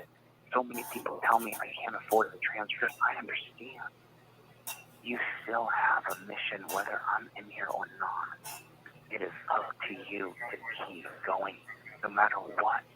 And I will get out of here, if not this week. I will get out of here. I will get out. And when I get out, I'm going to be double the resolve. Maybe I'll be a little kinder. Maybe I'll take a little bit more time to get myself to the gym. Maybe I'll spend some time with a lady friend. Maybe I'll take my dog for an extra walk. You know? Maybe I'll You sure it's a lady make the world friend? a little bit brighter, a little bit prettier, a little bit nicer. Let the sun shine on my face for just a few minutes longer today, because tomorrow is not guaranteed. And that's what I want you to do. I want you to commit yourself to a mission. And whether that be whatever you have in your life, or whether you're joining us here on Team DLZ, I love people that just throw away let that money. North Star guide you. And never look away. Every time you get lost, every time you have a hard time, every time you have the temptation or the urge of addiction, you say, what is my mission? And then you say, what are the next 5 things I can do right now to achieve the mission I'm on? You write them down on a piece of paper and you do one of them. There's so many people in here who are struggling with different problems. And of all of them, I've asked them, what's your mission?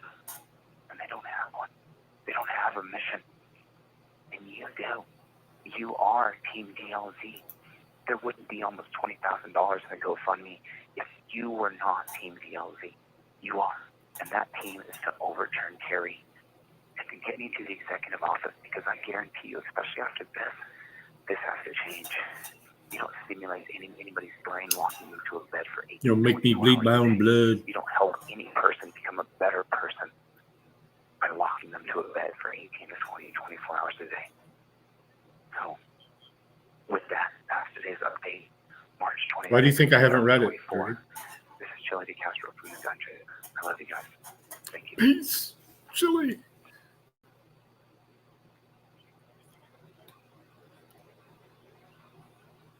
All right. This is Midwest.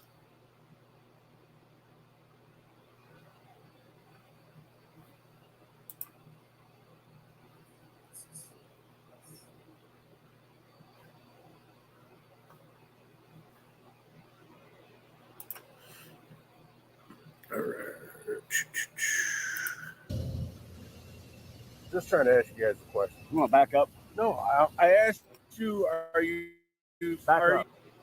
staying outside the fence? That's all I'm asking you. You say you're staying Give me my space. Back up. You say you're staying outside the fence. I'll leave. That's all I'm Do asking. you have suspicion that we're not?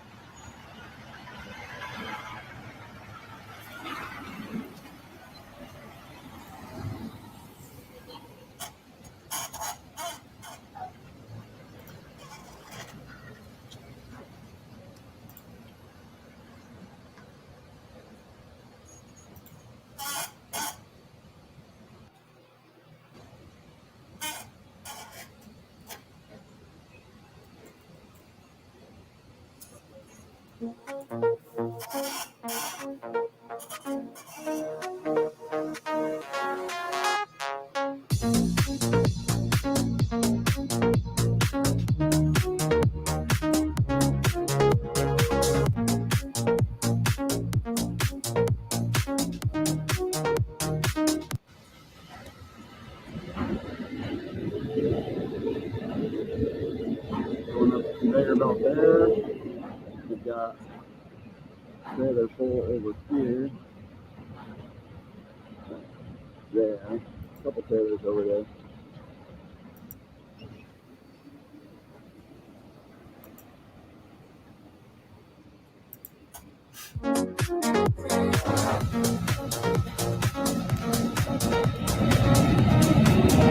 Yeah, it's good to see Chili's reading it though. Much better book than movie.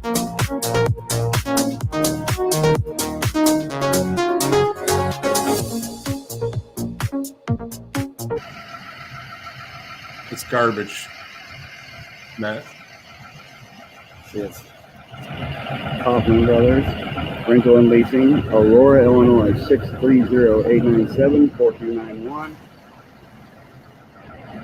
Plate number is 199541H. This is what they call a yard jockey, yard dog.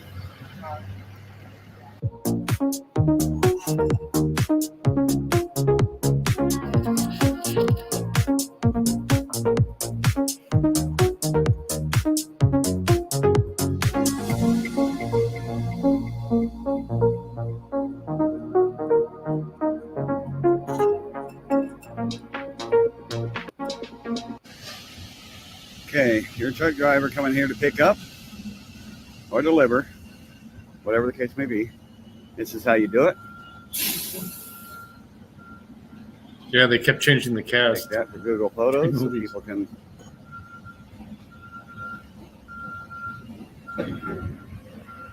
know when they come over here. Try and help out the truck drivers out. You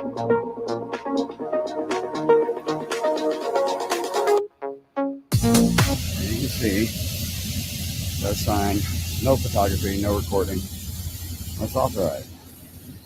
Driver's entrance.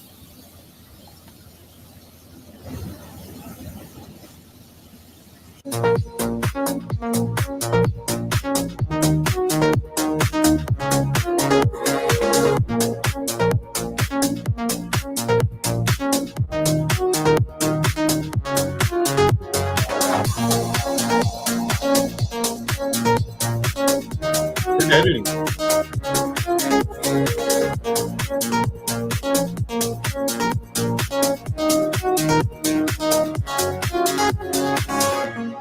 Yeah, sure. Drop the link.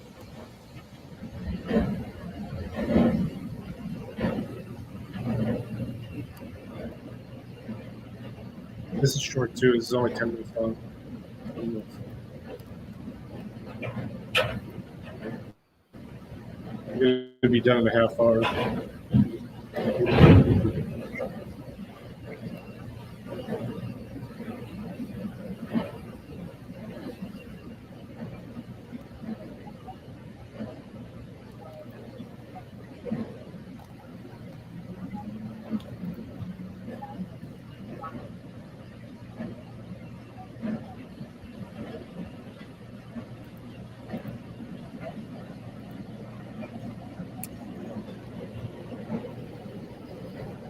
Is someone?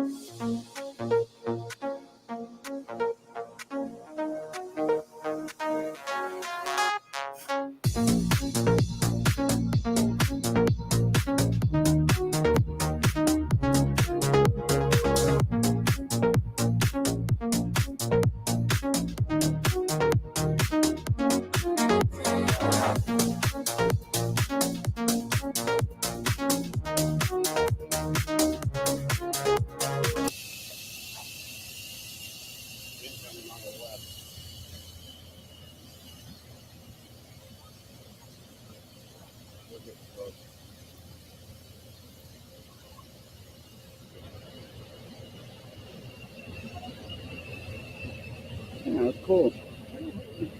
The cans are coming out. Yeah, that's pretty awesome.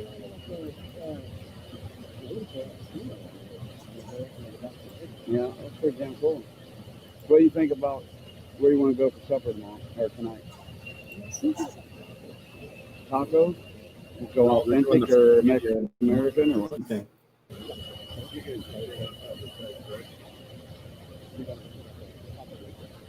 Oh yeah, I've had a lot of people talk about that one. Oh nice. Oh yeah, they make fresh porchata there. Yeah, they make porchata and they got fresh watermelon juice and Oh, the frescoes and the aqua frescoes. Yeah. Oh, yeah. Just staying outside the fence, right? That's all I need to know. I'm gonna answer you.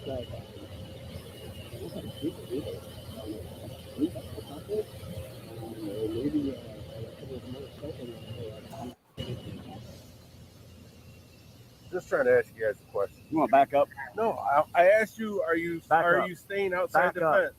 That's all I'm asking you. You say you're staying. Give me my space. Back up. You say you're staying outside the fence. I'll leave. That's all I'm Do asking. you have suspicion that we're not staying outside the fence? I don't know. That's why I just asked. It's private property, right? All We're staying in the public. Only thing I'm going to say is here. Only thing I would say is just be careful of cars coming around the corner. That's all I'm trying to do, I've been guys. almost 50 years old, man. I think I'm okay. Okay. I'm just checking. That's it. I appreciate your concern, man, but we're grown adults. We can handle ourselves. Thank you. That's all I wanted to know. Thank you. You're kind of interrupting what we were doing, though. Yeah, but all I tried to do was answer your question. Yeah, but we were busy. You were talking about dinner. So? That's busy. I mean, That's a we conversation. don't have to talk to you. I mean, we could have just ignored you. Like we were trying to do. Go ahead and call your boss. I really don't care. So anyway, like I was saying, this was like a little, I'm wanting to say that's a ski unit or the sanitizing unit form. And you see when they come out, you hit steam like from coming from in here and then they run out. Well, maybe it pressurizes it. It heats them up, they put the lid on, then as it cools, it pressurizes it.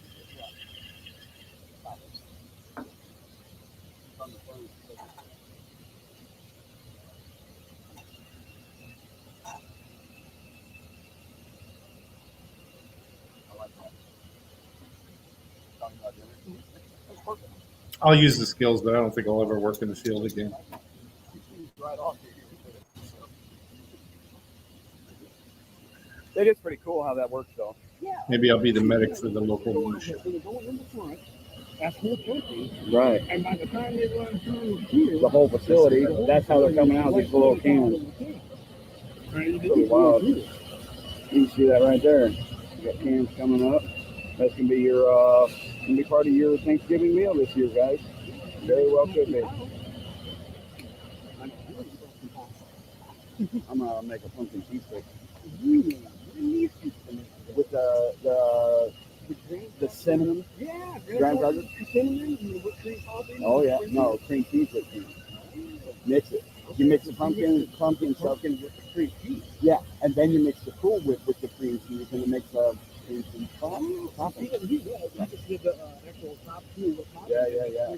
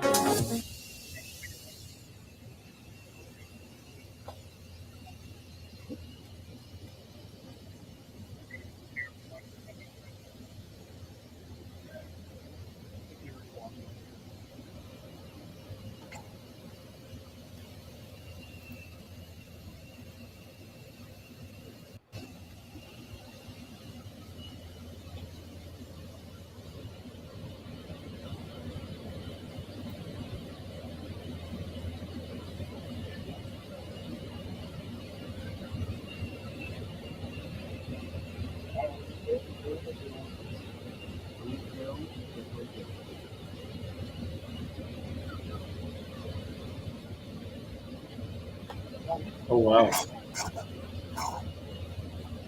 that's nuts. Dirty.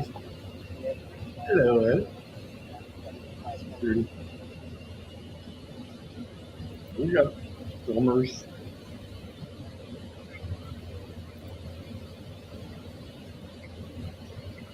To be honest with you, kind of a sloppy looking security guard.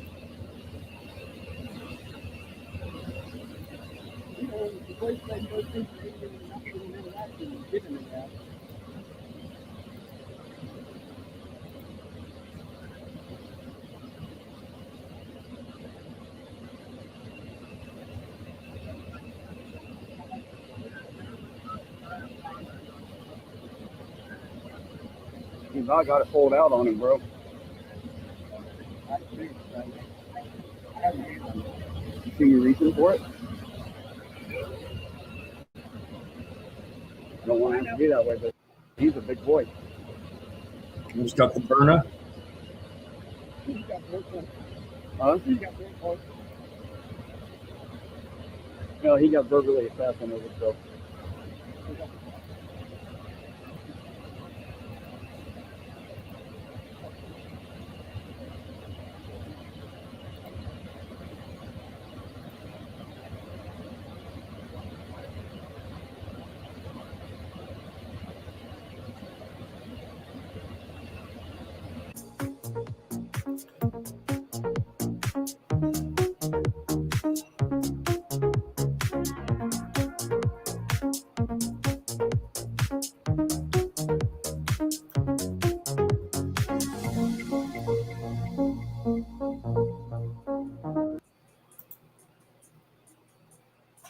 What happened? What happened? Did I do that?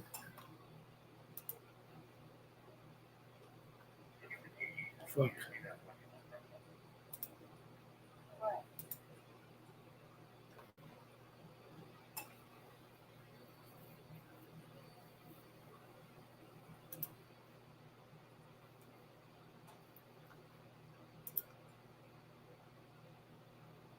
I don't know what's going on.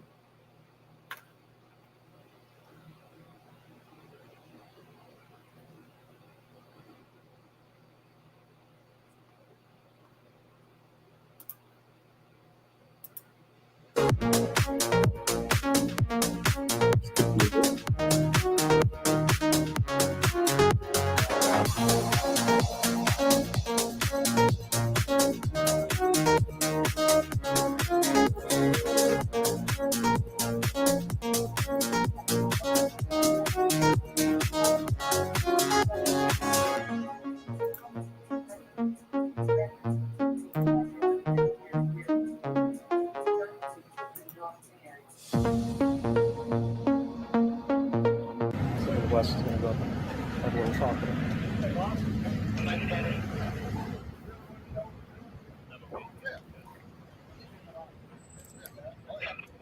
This is the one I was asking. Yeah.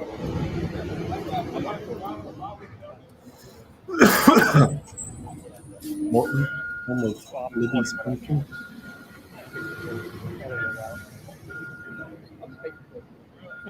Yeah, we start.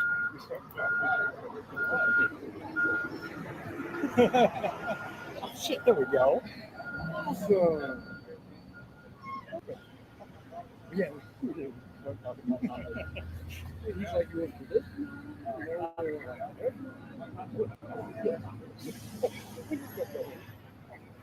I mean, he's still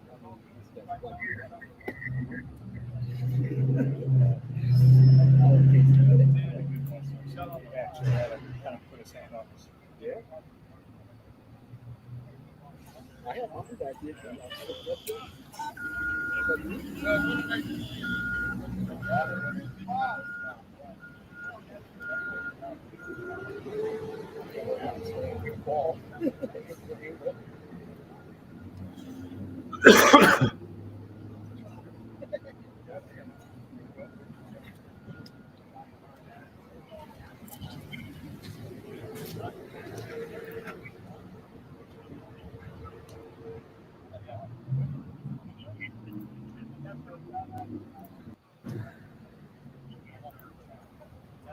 And I wasn't being rude when I honked the horn. I looked at your back turned to me, and I didn't want you stepping out in front of me. I didn't want. John, I don't. That's the last thing I want you to run over somebody. You know it's.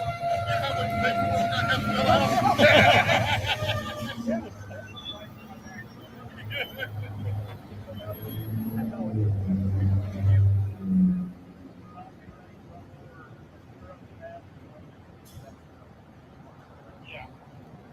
No, I think he's just making up.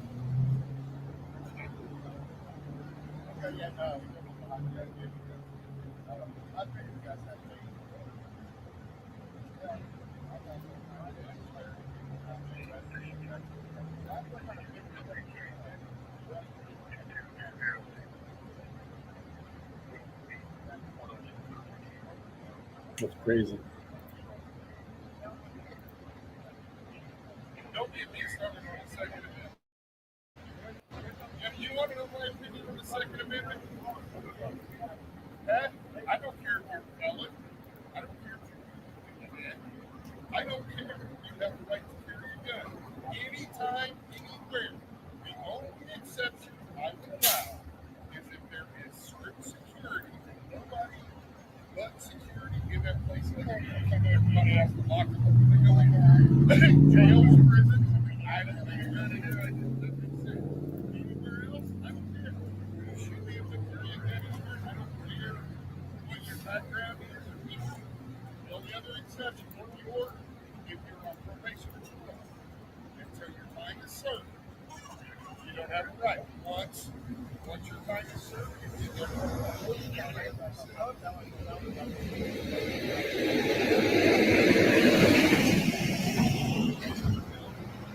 Gun vending machine. Oh yeah. That's what I'm talking about.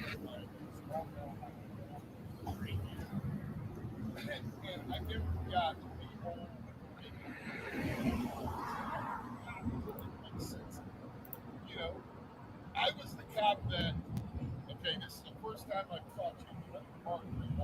Who's a cop? You had a little bit too much grease. I just didn't need to be like that. And here's the deal. I had the town I worked in was dry, but on the outside of town, for several years, I said, guys, you all know me. I went to high school in California in this town. If you had too much call, I'll come and give you a ride home. I would much rather. I caught a carload of underage kids. And I would drink it.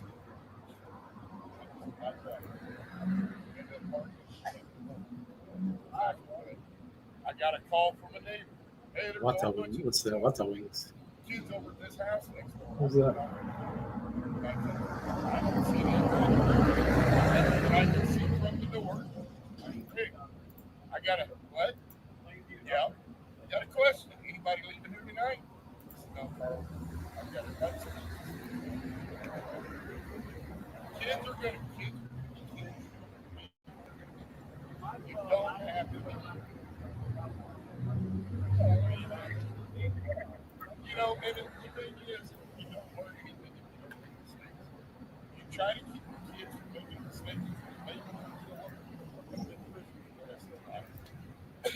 But you also got to kind of let them learn.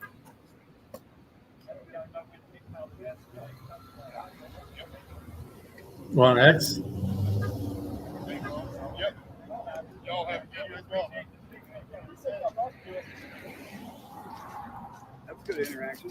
I hope we got that. Hope we got the audio of that. Oh, probably not audio. It was on the traffic. Oh yeah. Well, I got a picture. Of Stopped us my talking. recording and just took a picture of you guys. I don't know how he was dealing with you guys, but he seemed like you were all right guys. He's a former cop. Is he really? Yeah. Oh, okay, no, He was a cop for 8 years.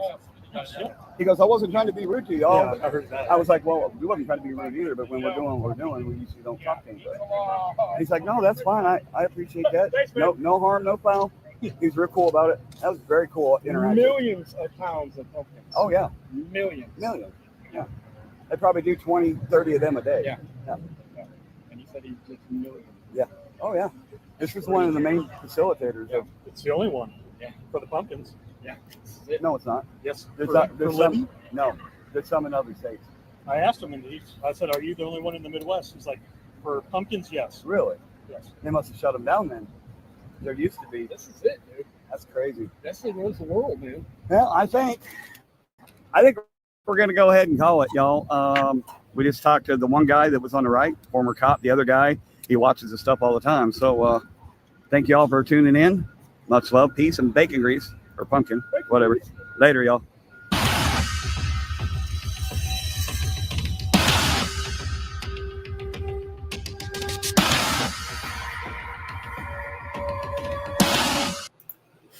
Sorry, guys. Let me get the last thing going before I have to go. We're going to play Bow's Little Festered. 15 years.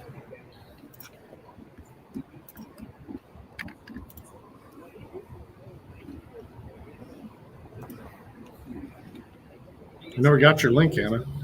Huh? What YouTube.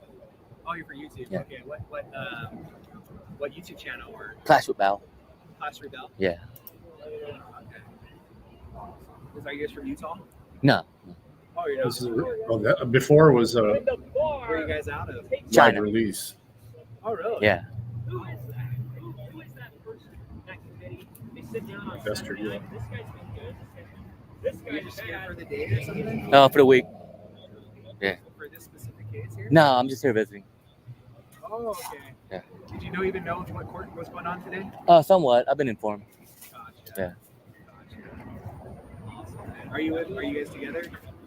Yeah. Separate. I think these people got a lot to hear. Like, what was the driving motive force of Rick doing all this stuff he was doing? But the underlying cause and motive of why he was trying to do his project here that got him in trouble was so that he could use that as a lure. So he had the principles of prosperity, and he chose to go the money route because that caught people's attention. And that's what he thought was necessary in order to bring their attention to the Constitution, to educate them on that. And so that's what he did. He tried to use money to lure people in, to get them lured in enough to have a relationship so that he can explain the Constitution to them.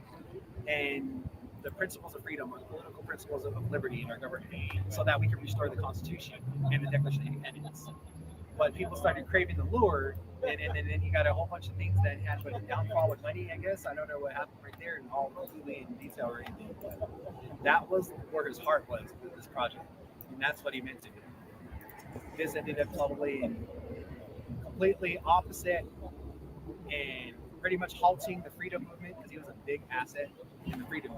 He was one of the most smartest guys on the face of this earth and in the history of this earth that knew about liberty and how liberty was to be applied. He was up there with the founding fathers as far as education-wise goes.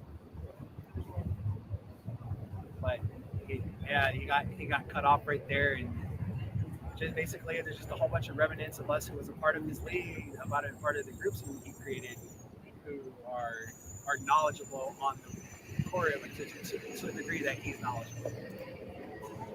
But there's people that just want their money so much. To me, I would have been like, if it was even true that he brought the money thing went wrong, I would have said put the money to the side because he has something more valuable to offer, which is the ability to help people, as far as the ability to teach people liberty. I would have said that would be more valuable than the money, if it was really true that he did that with the money and did something wrong with it. Because he has that education. He's just one of those individuals. That would be the more valuable thing in this economy, or not in this economy, but in this government. If we're going to lose this government, basically, a lot of people are going to die, and millions of people's brothers, sisters, and sons are going to go to war in the next Third World War.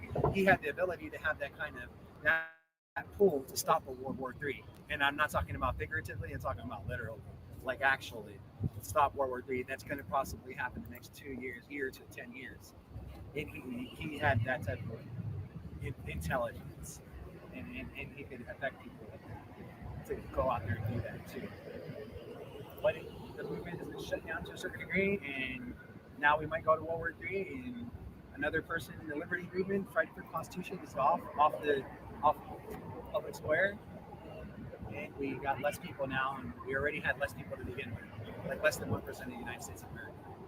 Hell yeah, bro. I was at the club last night, and I looked across the way, and I saw this fine-ass black chick, bro. So I walked up to her, and I got closer, and I got up to like this close to her face, and I realized she had a thin mustache. And I looked around, and my buddy. From Salt Lake, right? Huh? You know, from Salt Lake. Yeah. Yeah. I'm just wondering. You got to meet a lot of Polynesians out here yet? No, I'm small. I'm small in Hawaii. I'm from Hawaii. Oh, really? But I see my friends and them and whatnot. They're the DJs and all these clubs, and they're the owners of all these type of things out here. But they're from the streets. Hell yeah, dude, bro. Do all the black chicks. But there's not too much black people, right? Oh, really? She's fine, bro. She could have been Samoan. Dude, I saw. When you're talking about that environment, Yeah. you're talking about the streets, kind of. That's where a lot of people congregate from the streets over there. The clubs? It's in the clubs. A lot of people Yeah. from the streets congregate in the clubs, right? Yeah. That's where a lot of people congregate to. Yeah. But yeah, that's just kind of a different environment, whole other environment. Yeah, I really don't care about mustaches, bro. I'm down with mustaches. You know what I mean? Like if it's a thin mustache, I'll still lick it. I mean, it's all good. Yeah, it's all good. It's just a mustache, you know. It's all good with me.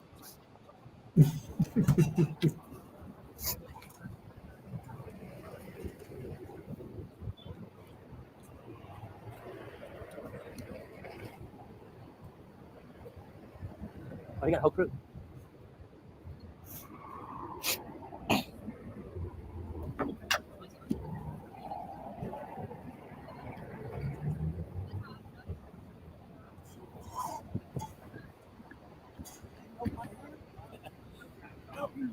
I'll probably stream for the poker game tonight. Still one left.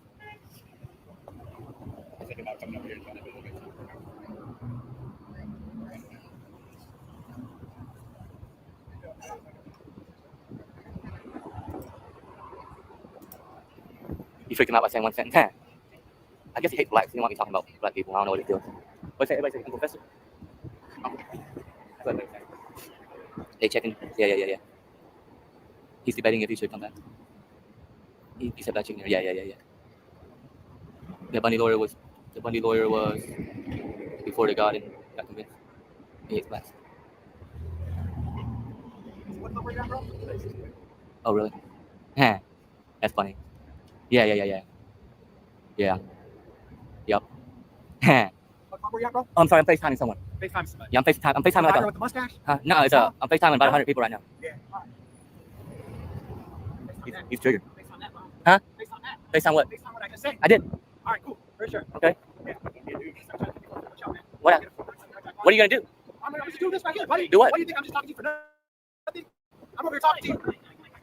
That's what I'm doing. You're asking me what I'm doing. Like, I'm stupid. I'm doing that. Okay. You might be a stupid fool. You're asking me that. No, I'm a stupid fool. That's what I would do. I'm a stupid fool. That's what I would do, though. Okay. Okay. I'm a stupid fool. That's what I'm doing. Okay. Fine. I'm not fighting anyone. There's no we. I'm standing right here by myself. There's no we. Government's taking us out fast enough, guys. Nothing, bro. I'm gonna try to squint my eyes. What? Why are you looking at me like that? I can't look. What? I can't talk to you like this? I mean, you can do whatever you want, big dog. Why you gotta put his hands up right now? Talk like Bro, that? you can do whatever you want, big dog. You can do whatever you want, big dog. You can do whatever you want. I'm just talking. Okay, talk. Talk. Let's go. Okay. So everybody can use a mustache. A black woman, a mustache talking about Rick. Yeah. Yeah. What do you mean that? Crazy. What do you mean that? What, man? What are you gonna do, man? Just do what you gotta do. Stop threatening. Do what I gotta do. Do what you gotta do, I'm man. talking to you, buddy. Then talk to me. Yeah, I am. Okay, you're talking. Dumbass, I'm over here talking to you right now. Okay, you're talking. I'm a fucking idiot. Okay, I'm an idiot. I'm an idiot. Mustache, right? Yeah. Talk to you about Rick. Yep. Cool, a stupid dumbass comment like that. Obviously, you know shit about liberty. I don't care. I give two fucks. I'm all about communism. I'm about communism. I'm about communism. I hate America. I hate liberty. I fucking hate it. Yeah, I'm a communist bitch. I'm a bitch. I'm a bitch. I'm a bitch. I'm a bitch and I don't know shit. Fuck me. Just say it. Say dumb chick. Dumb chick. Just say it. Call me. Say what you want to say, man. Say what you want to say. Okay, I won't say nothing. I'll sit here and be quiet. I'll sit here and be quiet. What? Standing right here and being quiet? I know.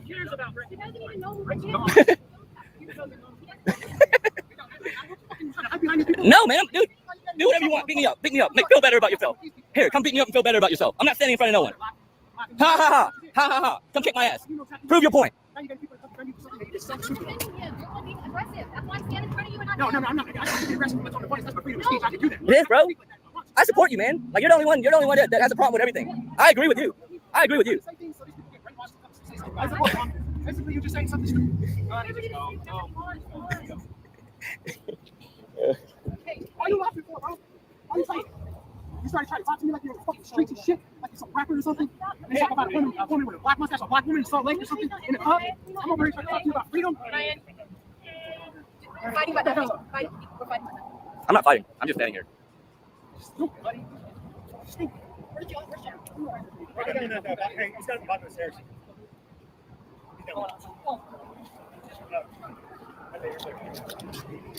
This was classic. I remember seeing this live. They're not gonna leave either. Look at it. They're not gonna miss the story. Look at it, watch it. Yep, hi. They're like these guys are fighting each other. I don't care about the 6 o'clock. I think you're not going to 6 o'clock. You shall rock every April 7th. I'll get the facts. Yeah, I know. Let me speak to this stuff. No, I'm not going to question in my face. No, that's how I speak. When people want to speak like that, that's how I speak. There isn't going to be no physical altercation. No, the voice myself like no way. Get the message. Get the message. He didn't give a shit about that. He's already been in prison. I don't give a fuck. I don't give a fuck about prison, man. I grew up with killers, motherfucker. I lived a different life when I was a little young teenager. Yeah, buddy, that's right. Felony prisoner. Yeah, you're nothing, man. Come to the Usos. Come to Samoan people, buddy. That's who I grew up with. Tongue and stupid. Yes, exactly. Exactly. He's pretty. He's Bowles loving that he triggered him too. Look at Freeman's grin.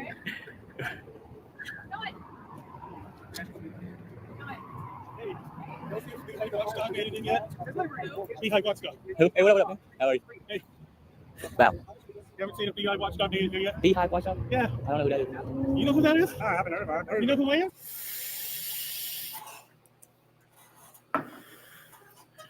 Beehive Watchdog.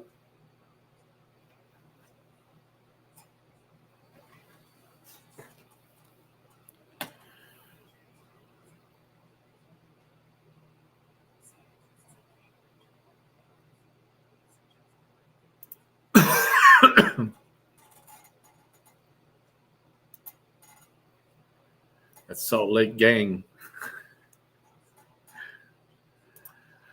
Salt Lake Gang. All right, guys. I'm going to kill it for now. See you later. I'll probably be on later. We'll see how busy it is at the factory. probably go on the other channel just for the drive for dinner.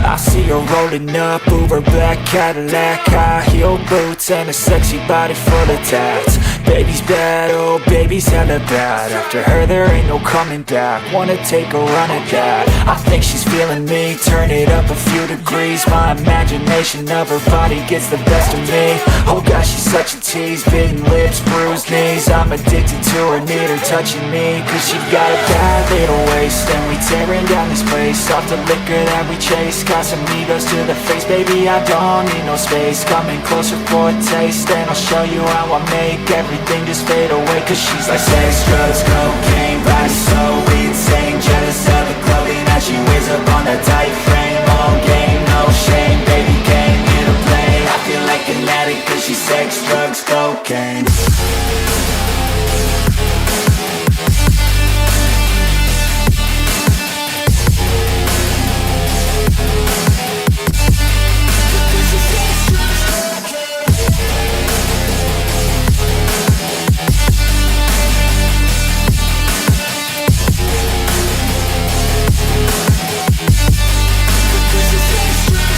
Got a fine little body and her mind's kinda naughty. They say that once you taste it, you cannot replace it. She could get you high, all the dopamine inside triggers fast once she's naked. Her body's a creation. They say the devil made her for his entertainment, but even he couldn't learn how to contain it. Her high heels make a damn good statement. There is no replacement, a body by Satan. Cause she got a bad little waist, and we tearing down this place. Off the liquor that we chase, got some egos to the face. Baby, I don't need no space. Coming closer for a taste, and I'll show you how I make everything just fade away. Cause she's like sex, drugs, cocaine,